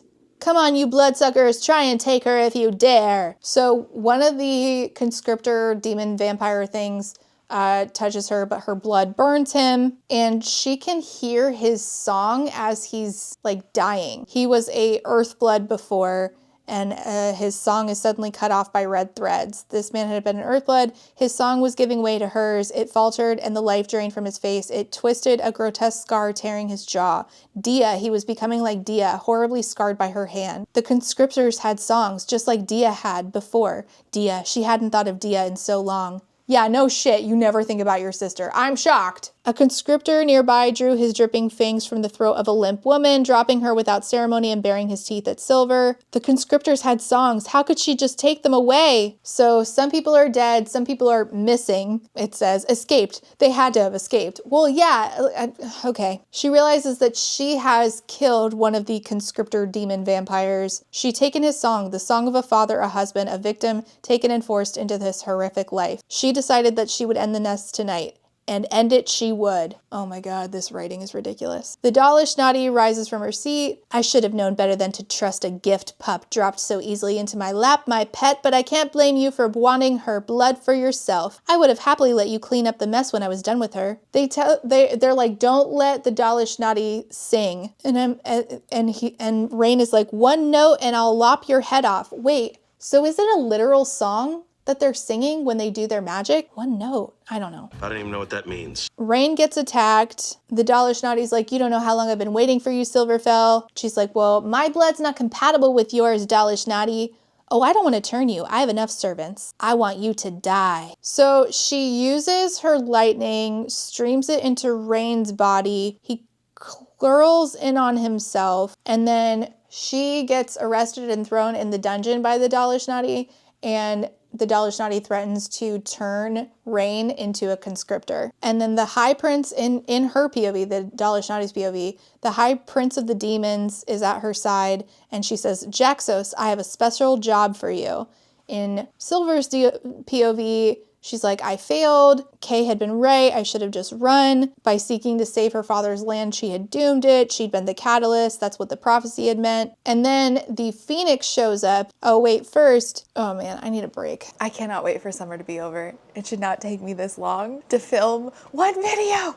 Okay, copy. Stop ruining my bed. Stop that. Stop that right now. I don't even remember where I was. I know that our girl Silver was in the dungeon. Kay, our vampire demon friend / ringleader of the circus, is thinking they were in the end game now.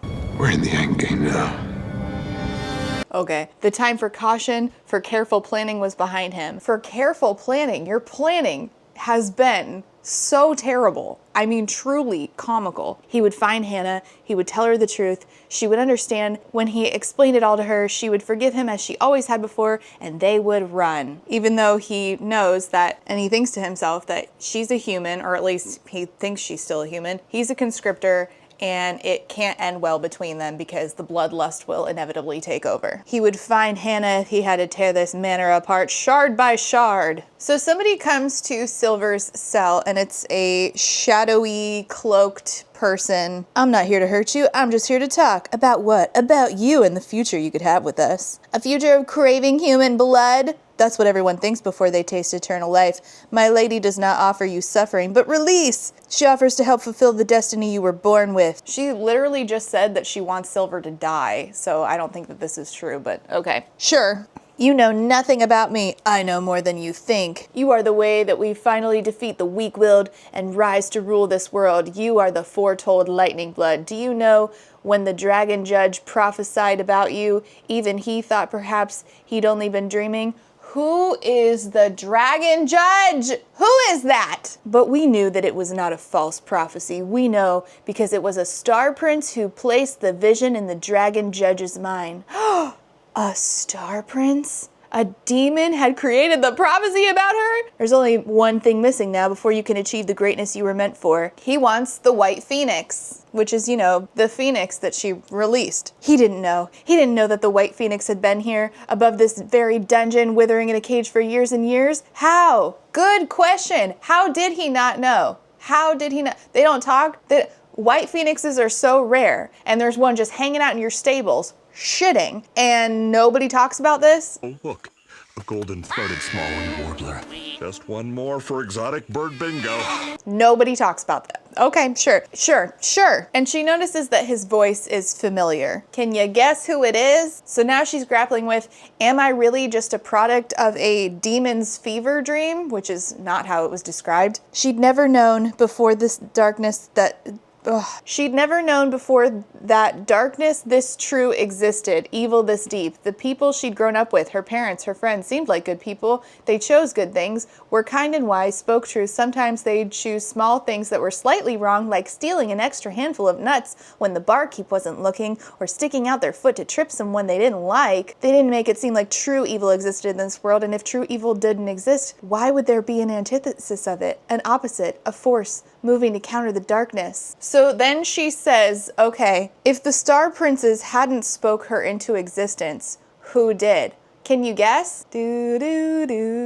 God. I mean, Elle. Elle, she whispered, I never dared ask you to prove yourself, but if you're there... The words felt blasphemous. If you're there, will you show me? And then suddenly appears the white phoenix with a vengeful cry. Back in Kay's POV, he's still looking for Hannah, and then he hears the white phoenix. Or no, he sees it. He sees a feather. The phoenix was freed. She was here. She'd come for Silver. The phoenix and Silver talk, and she's like, you were supposed to give me a name. You don't have your own name? That's disappointing. You were waiting for this dumbass to name you? Don't let her name you. She has a silver eye, and her name is Silverfell. Don't set yourself up for disappointment.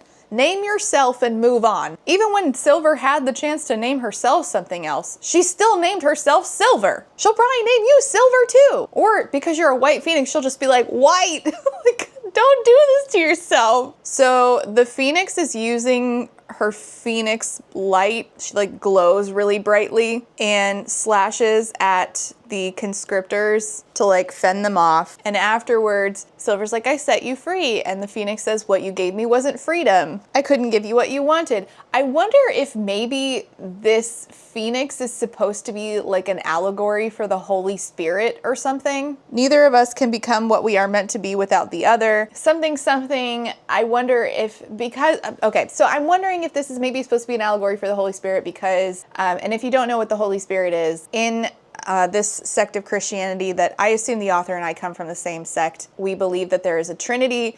There is God the Father, God the Son, which is Jesus, and God the Holy Spirit, and they all make up God. They are the Trinity that make up God. God, the Holy Spirit, is the part that lives within you when you accept Jesus Christ, God the Son, as your Savior. He sends His Holy Spirit to come live within you, and you are therefore a new creation. You are yourself, only not yourself. You have died to self and you have become something new in Christ. And so I wonder if the Holy Spirit is being portrayed through the phoenix. If that's what we're doing here, okay, it's still bad and boring. But I would kind of also be surprised if this was the Holy Spirit, because it would almost seem, at least from my sect, blasphemous if you were to have the person in the dynamic, name the Holy Spirit allegory, because that would be like making an idol unto yourself. Anyway, like I said, every sect is different, and even like different, there's like sects within sects, and yeah. So after Silver gets free from her cell, the Phoenix is like, okay, so are you gonna free the other prisoners? And she's like,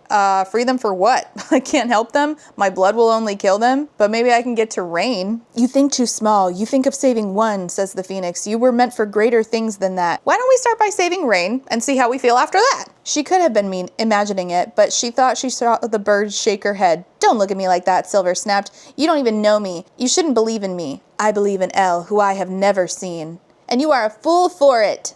Elle doesn't exist. Oh, but he does, a new voice interjected. So would you like to tell me again that you've never seen a white phoenix? Your creator doesn't hold nearly tight enough to you to keep you from us, and what a glorious victory to that end this moment is. What? I've found not only the lightning blood, but the white phoenix. I smell a promotion coming. So then out from the darkness comes Kay, and he's like, well, if it isn't the new kid, already playing with the big boys, are we, Jaxos? Jaxos is such a stupid name. Oh my God. So Kay and Jaxos are arguing over whoever brings in Silverfell, who is clearly the lightning blood, to the Dalishnadi, will gain favor. And she's like, oh my God, Kay betrayed me, because she has no brain cells to rub together. In fact, turns out the brain cells were a myth all along. I imagined the brain cells, because you have to be kidding. You after everything you guys have been through, how does that make sense to you? Obviously, this is a ploy. But no, she can't think like that. Anyways, Jaxos leaves, but before he does, he says, don't you go away, Sil, I'm coming for you. How? No. How could she know him? How could she know him? Here's the thing about that. Again, this would have made sense if the only person ever to call her Sil was James, but it wasn't, because if you recall, Kay came up with that nickname on his own, unprompted, untold that she was previously called that, when she first met the Dalishnadi, and she didn't even think about James then. No continuity whatsoever. So now she's, descending into despair. There was no Elle, there was only the darkness and those who resisted it. Neiwei finds her, and he's like, hey, by the way, the people that you knew in the circus, who they barely came up. There was a couple of them. Tink, and she's one who makes soup. Soup. That's her only, I don't know what she does in the circus. I don't remember. It doesn't matter. It never really comes up again. You saw how much circus was actually in here. Then there was a guy named, I think, Sam, and a woman named Moss. I don't know. What are their powers? I don't know. What do they do in the circus? I don't know. What do they really matter to the story? Nothing. Anyway, they're holed up somewhere, and they have a sword that is taking out conscriptors. So obviously this is likely Rain's sword, and eventually we find out it is. So Neiwei tells her that this is happening, and they're gonna go meet up with them. But before she leaves the area where she's, been locked up, she's like, I want to let these conscriptors who are locked up free, like the ones who are, I guess, turning or something. I don't know. I'm starting to lose my brain cells. I'm becoming like Silver. Silver is me and I am her. And she's thinking that if they let the conscriptors that are in the dungeon loose, then they'll cause a distraction that will allow her to find Rain. Jaxos and Kay go to see the Dalishnadi. Kay's like, I didn't betray you, my lady. And Hannah's there, and she has in fact been turned into a vampire, conscriptor, whatever. It's clear that Kay has in fact betrayed her. And so she's about to have him killed, but then because the conscriptors were let loose in the dungeon, somebody walks in and is like, my lady, the conscriptors, they're loose. And this, saves Kay's life. They're like, Silverfell, she leads the escape. Silver notices that the Phoenix seems to be trying to find somebody. She assumes that she's just helping her find Ray. It turns out that the Phoenix is dead set on finding Kay. So she ends up in the throne room. Jaxos, the guy in the, hood, eased from the shadows behind the throne. In one hand, he held a slender sword, and the other was wrapped around the throat of a figure on his knees. And it's Kay. Did you know, Silverfell, that there's only one way to kill a conscriptor? Truly kill them so they can't come back? The Phoenix attacks Jaxos. Jaxos hits the Phoenix. I think Jaxos gets stabbed or something. Kay's like, you shouldn't have come for me. And Silver's like, well, I didn't, but the Phoenix did. He's like, aren't you bonded? She says, no. It seems like she came for you. You have more in common with her than I do. Maybe you should bond with her. No, the prophecy is clear. It must be you. Honestly, would have been cooler if it was him. So they're looking at Jaxos. His face is still hooded. He's not dead. He's going to regenerate, even though he's been stabbed. They still don't take his hood off, which is ridiculous. They don't even ask why he's wearing a hood or why his face is covered, but okay. They go and find the other circus performers, as I just mentioned a minute ago, and they do in fact have Rain's sword, and they've been taking down the conscriptors with it. She's like, hey, listen, the owner of that sword is my friend Rain. I would like to go rescue him. Sam, one of the three, circus performers, we are here for one reason and one reason only: revenge for all those stolen, all those deceived. We are here to set free the songs from the eternity of suffering this woman, this Dalish Nadi, has sentenced them to. We will free as many as we can, and if you give me a swing at her, I will free the Dalish Nadi as well. Yeah, okay. And Tink, the one who has the personality of nothing other than a person who likes to cook and make soup, says, and afterwards, soup? Soup. Great. Personality trait, soup. They end up finding Hannah, who's hurt, almost dead, and Silver notices that she still has a song. Now, I don't know, I don't understand the whole song thing. I know I've said this like 3,000 times. I really don't get it. How are we sensing people's songs? And that means that Hannah has magic, no? So then does everybody have magic? And if Hannah had magic, then why doesn't she like ever use it? What kind of magic does she have? I don't think it ever said what kind of person the Hannah was. Like, it didn't say, is she a sky blood, a fire blood? I have no idea. The fact that I spent so much time with these characters so far and have so little knowledge of them and the world they live in and their relationship to it and to each other is really sad. You know what else? Here's another thing. The description of this book says, it starts by saying two sisters. This has almost nothing to do with Dia. There's no justification in the book enough to say, oh, sure, it makes sense that it's about two sisters. Like, sure, it's mostly Silver's POV, but it's not just that there's a lack of Dia POVs. There's more K POVs than there are Dia POVs. So I'm confused as to how we're saying this is a book about two sisters when Dia is barely in it at all. It's more K's story than Dia's. You might as well say in the synopsis, like, one vampire, one silver-eyed girl who has lightning blood. Kay is there, and Silver's like, help me with Hannah.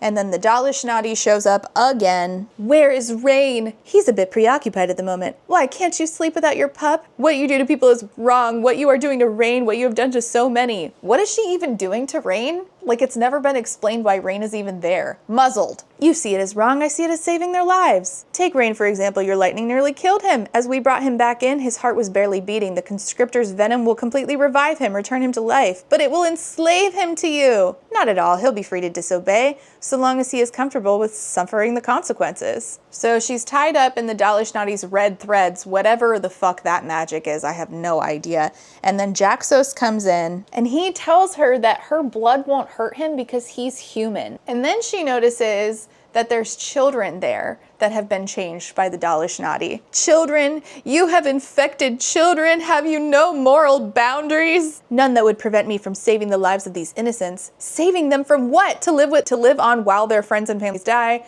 to lose their humanity, the joy of living. I wonder what this is an allegory for.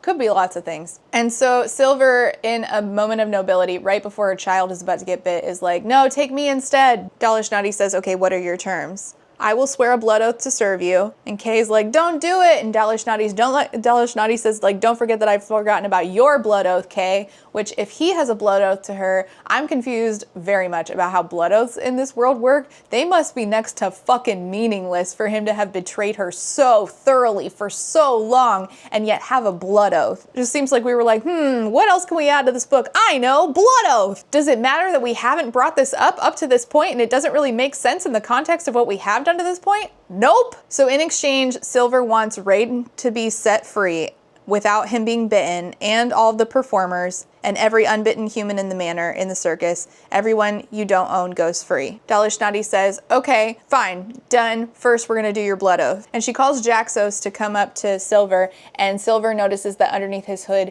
is actually James, her dead friend who died on hardened lava, if you'll recall.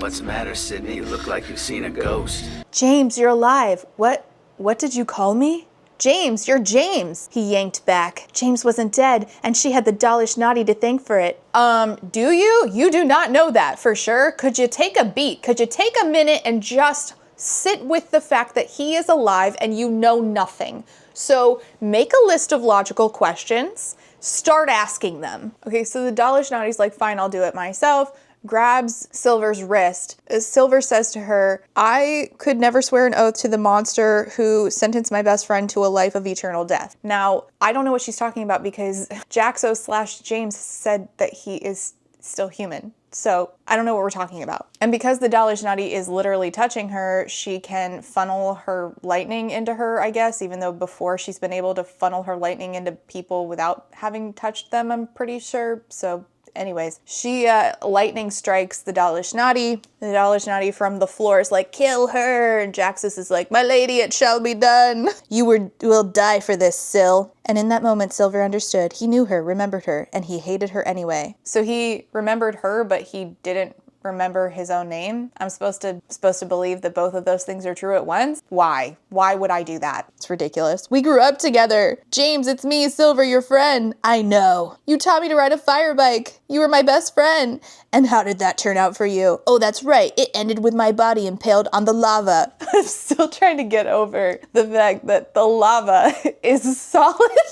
I loved you. It seems we were both fools, but at least I'll be the fool still here after tonight. He grabs her by the throat, and then the world fades. She's at home. Her dad's there. He says, Silver, look at me, you are mine. The vision vanishes. Silver's cheeks are wet with tears. James is still squeezing her throat. And then her song sweeps out and touches all the other songs in the room, whatever that means. She tugged on the energy from the songs, and then the other performers somehow sense this and start funneling their songs to Silver. You are a liar, Jaxos. You took him, she says to the Dalashnadi. You sentenced him to a life of living death, and so I sentence you. This is so corny. She throws her arms up. She sends the lightning deep underground. She was Silverfell, and the lightning answered to her. This is very Fourth Wing all of a sudden. So she used her lightning to break apart the manor. Then she focused outward to the circuits itself,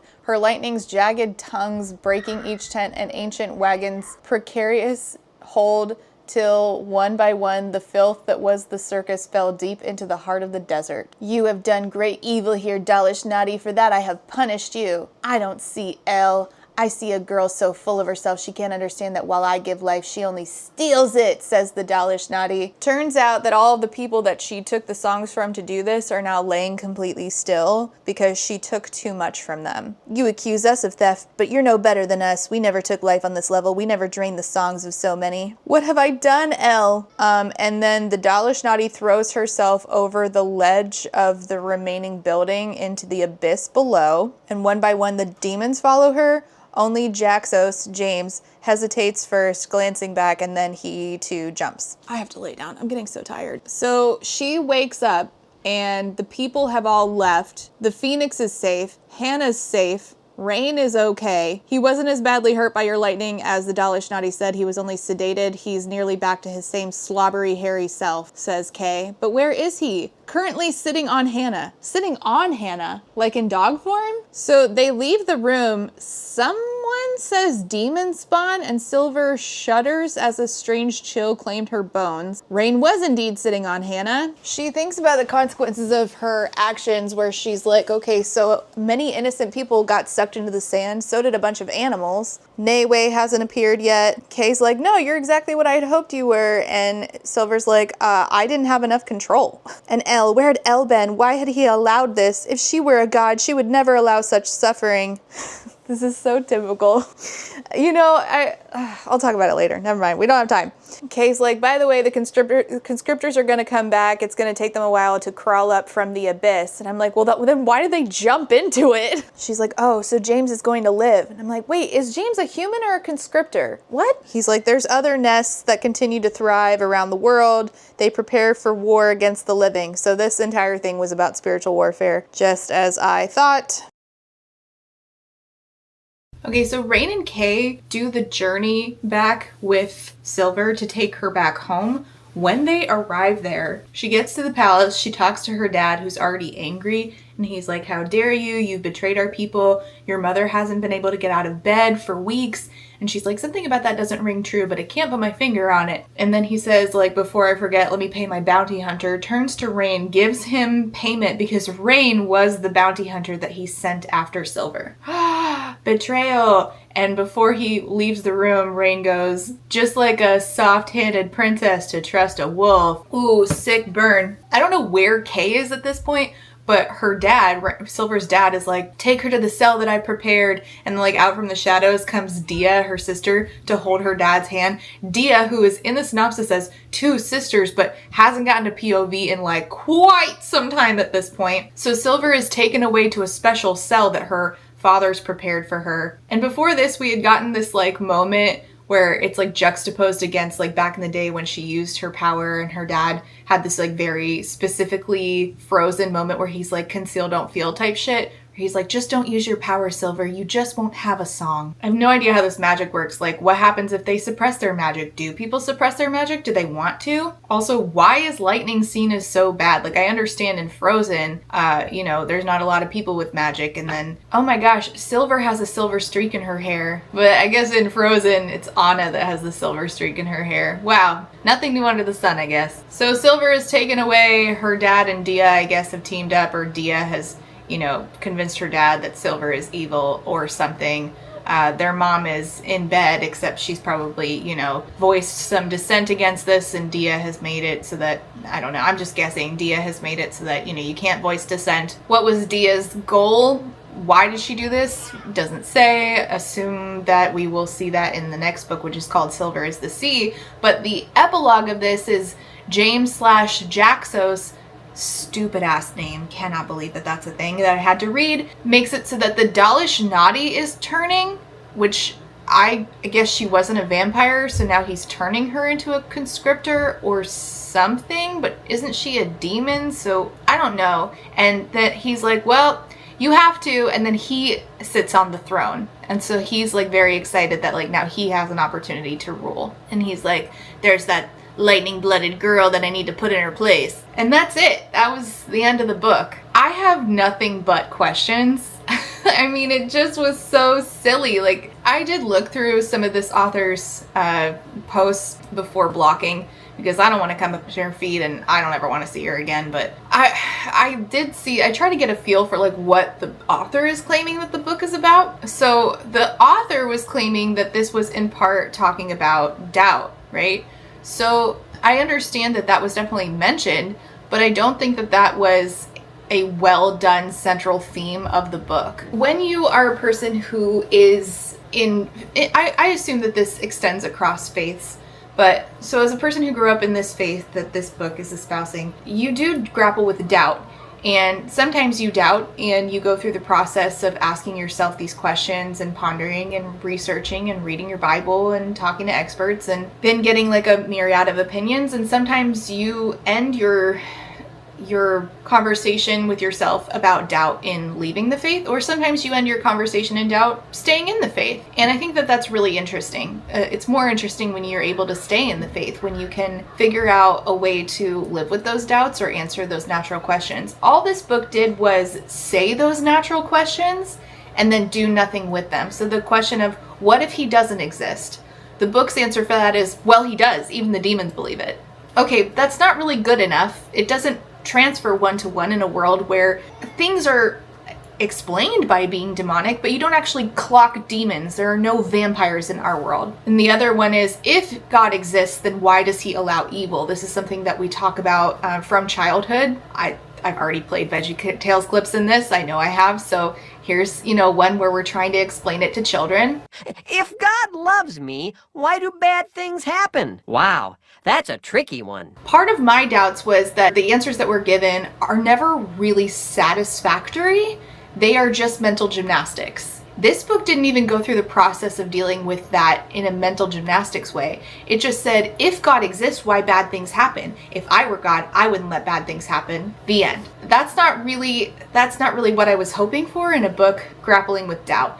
And I understand that this is a 5-book series, so, you know, I guess this was the introduction to that. I just was hoping for a little bit more, something a little bit more juicy from a, you know, YA, an upper YA book.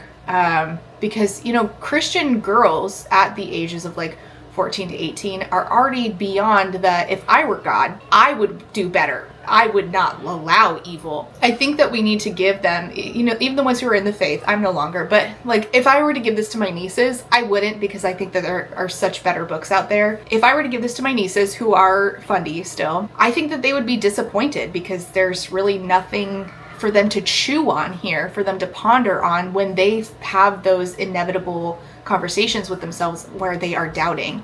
And what would be the point? My niece is also a big fan of, I talked about the To Best the Boys by Mary A. Weber earlier. My niece is a big fan of that book, and so am I.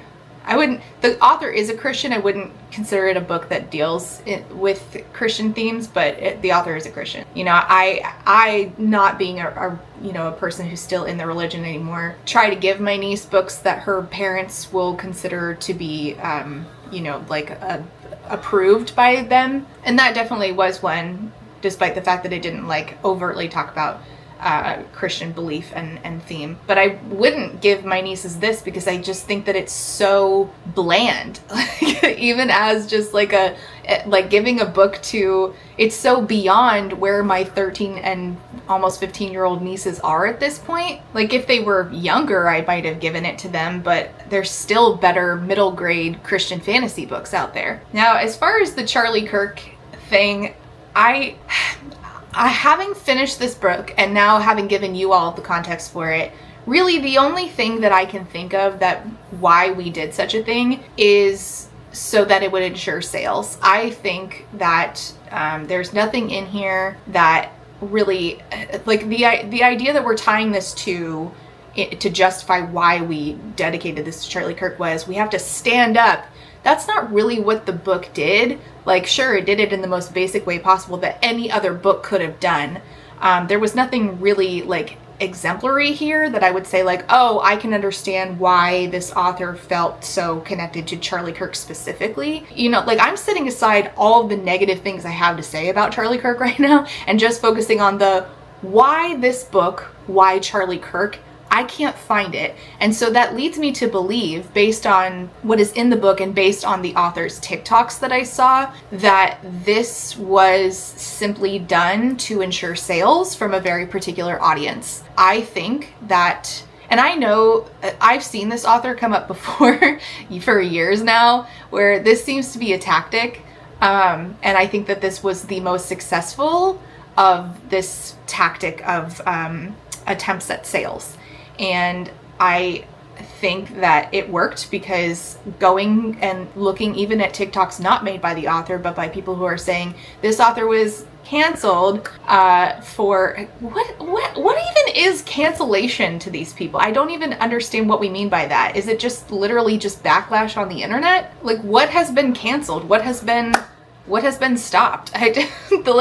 Other people are not required to receive you positively or give you sales on the internet. Anyway, the people who are talking about this are like, well, this author was canceled and hated by Book Talk, and then it's just comment after comment of, I'm going to buy this book, I'm going to buy this book, I'm going to buy this book. And it's not because of what's in the book, but because of the negativity that they are being told exists. I think that they knew that that would happen.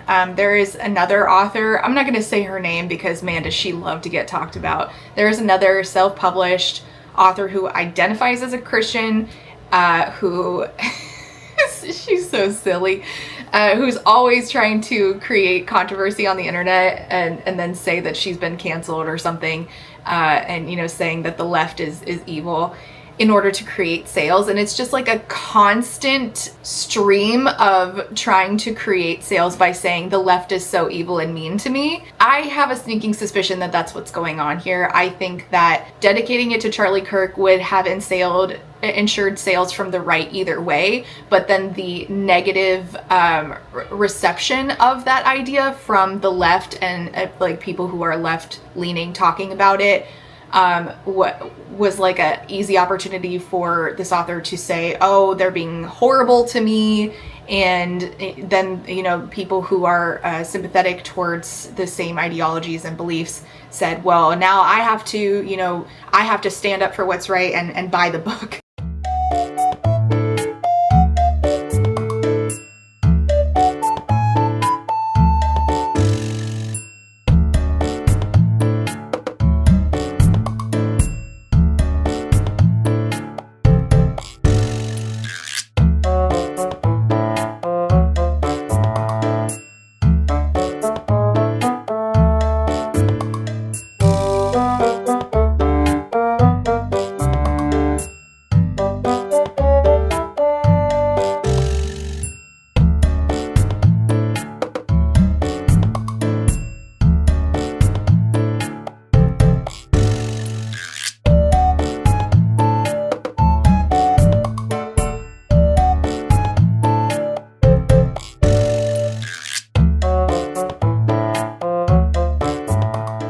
And so I think that this was not really about Charlie Kirk at all. I think that all of this was just about creating a easy way for us to find customers, not by what's in the book, but who we linked the book to. And just like every other time that a controversy or like beef on the internet sells a book, the majority of the books sold are not actually going to be read. They're gonna sit on a shelf. So I am here to deliver to you what is actually in the book. And that was it. And I have nothing good to say. Nothing was done with any of this. This was, I mean, this was as shallow as a puddle. It's fucking raw!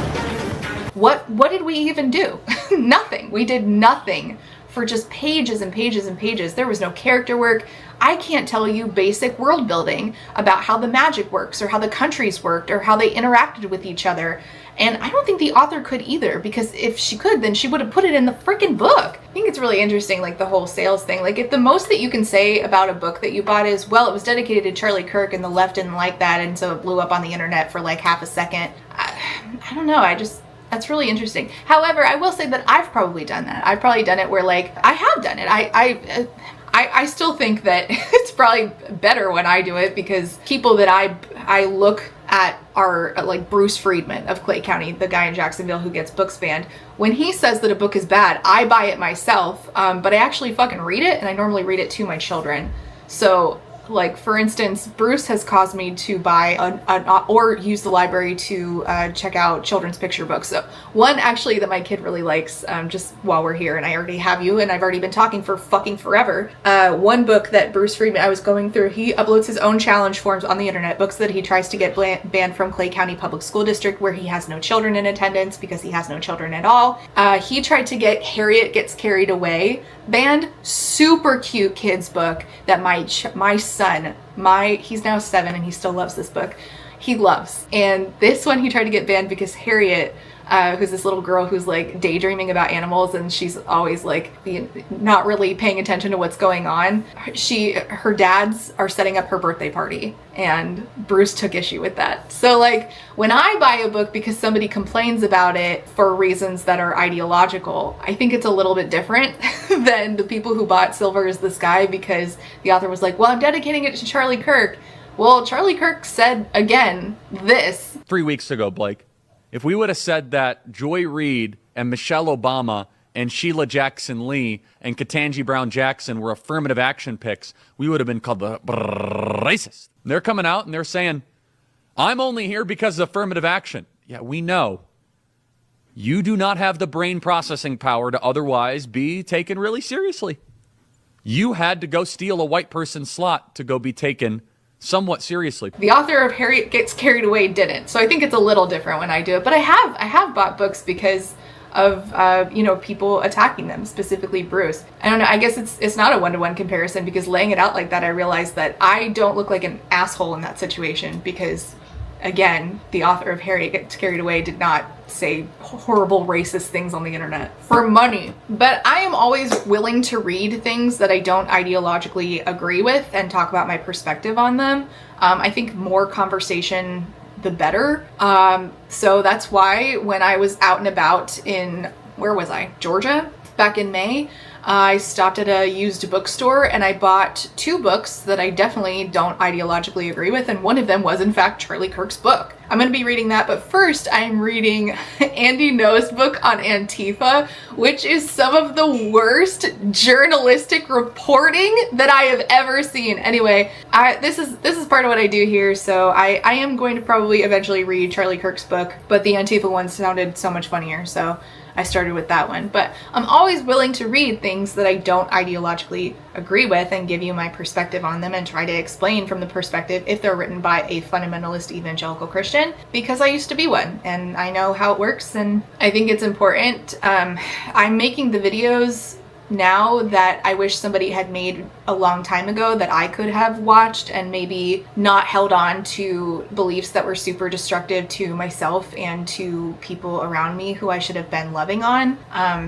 So that's part of why I do this. And also, it's just really fucking funny to laugh at things. I need to laugh. I need to hee hee ha ha on the internet at bad writing for the community of it. I said, Jesus died so I could tell those jokes. And you know what? I don't think that's a sin. Okay, I think that this is definitely going on my worst books of the year. Absolutely poor conversations around its themes, no character work, no world building. Could have forgiven that if it had had a single interesting conversation on the themes of doubt and belief, but it chose not to, which is so disappointing. Had really no reason to dedicate itself to Charlie Kirk. I'll never get over the quote in the beginning being a quote from the character in the book instead of Charlie Kirk, because we couldn't find one that really, I assume we couldn't find one that really aligned with the insides of the book. Maybe. What a silly goose time we just had. If you made it this far, I guess you can leave an apple emoji for our girl Silver just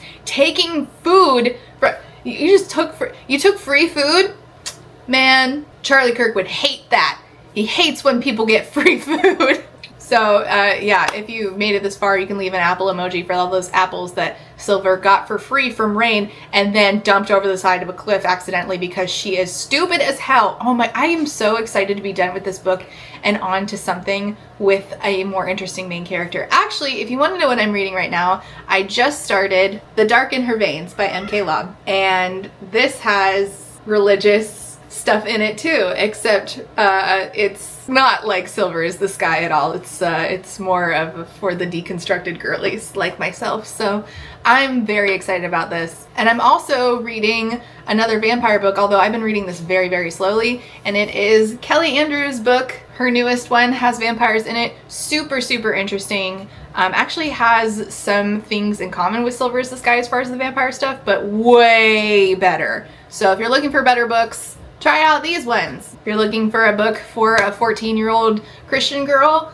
I highly, highly recommend To Best the Boys by Mary A. Weber. Still such a fun time. I think about this all the time, and my niece and I still talk about it. If you're looking for a fantasy book written by a progressive Christian, I really liked the Something Lands. That was so fun. And the author is such a delight. He's such a nice guy. So there's some recommendations for you, so you don't come at me with the, do you even like anything you read? Get a grip. Anyway, thanks so much for being here. I now have to go parent. We have dentist appointments today, which is gonna absolutely freaking drain my bank account. Ah! Summer! Summer is the worst! Thanks so much for being here. Comments and questions down below. Actually, if you're still here, can you leave me down below your favorite Christian fiction book? Fiction. I love nonfiction, but I'd like to know your favorite Christian fiction book. We can talk about nonfiction another time, okay? No Narnia, because we all know about Narnia. I would like to know a different one that is not Narnia, okay? Thanks so much. See you next time.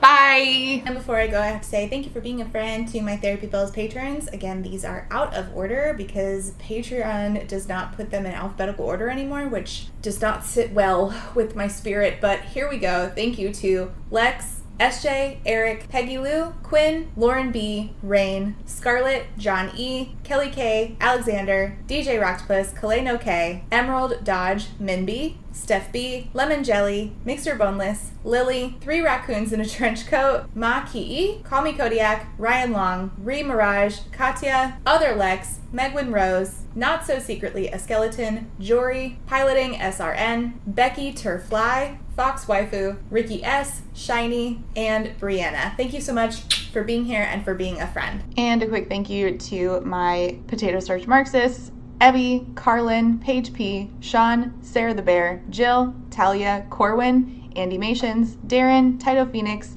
Might Be a Magpie, Martin, Artie the Ninth, Hannah C, Shamed, Ava, Malara, Rachel B, Rebecca, Baywing, Amanda, Lustful Octopus, Lady Kittybug, Angelica, Jenny G, JM Tennant, Jay is on Olympus, Laughing Cat Dog, Dorothea supports public education, Nicole G, Colleen, Sarah H, Sheen Onion, Fox Club, Danielle M, Kendra, Sakoria, Kayala, Sadie Selby, Bookish Rabbit, Caitlin M, Rosie Thorns, Penny Chilling, Katie L, Lou Siri, Aaron with 2 E's, Jen Michelle, LP, Jojo Bookish, Jessa Sue, Lazarus Ray, Casper, Genderqueer, Jelly B, Lauren G, Man-Eating Plant, Kate W, Sakia Lume, Lindsay M, Gadarn, Dilf Enthusiast, KMTV, Kaylee Carpenter, Alejandra, Desiree Michelle, Darius, Triple M, Saintbringer, Bookish B, Bookish by Jenna, Althea, Megan, Francis, Kate B, Plague Carrier, Jackalope Max, Queen Cereal, Pandemonium,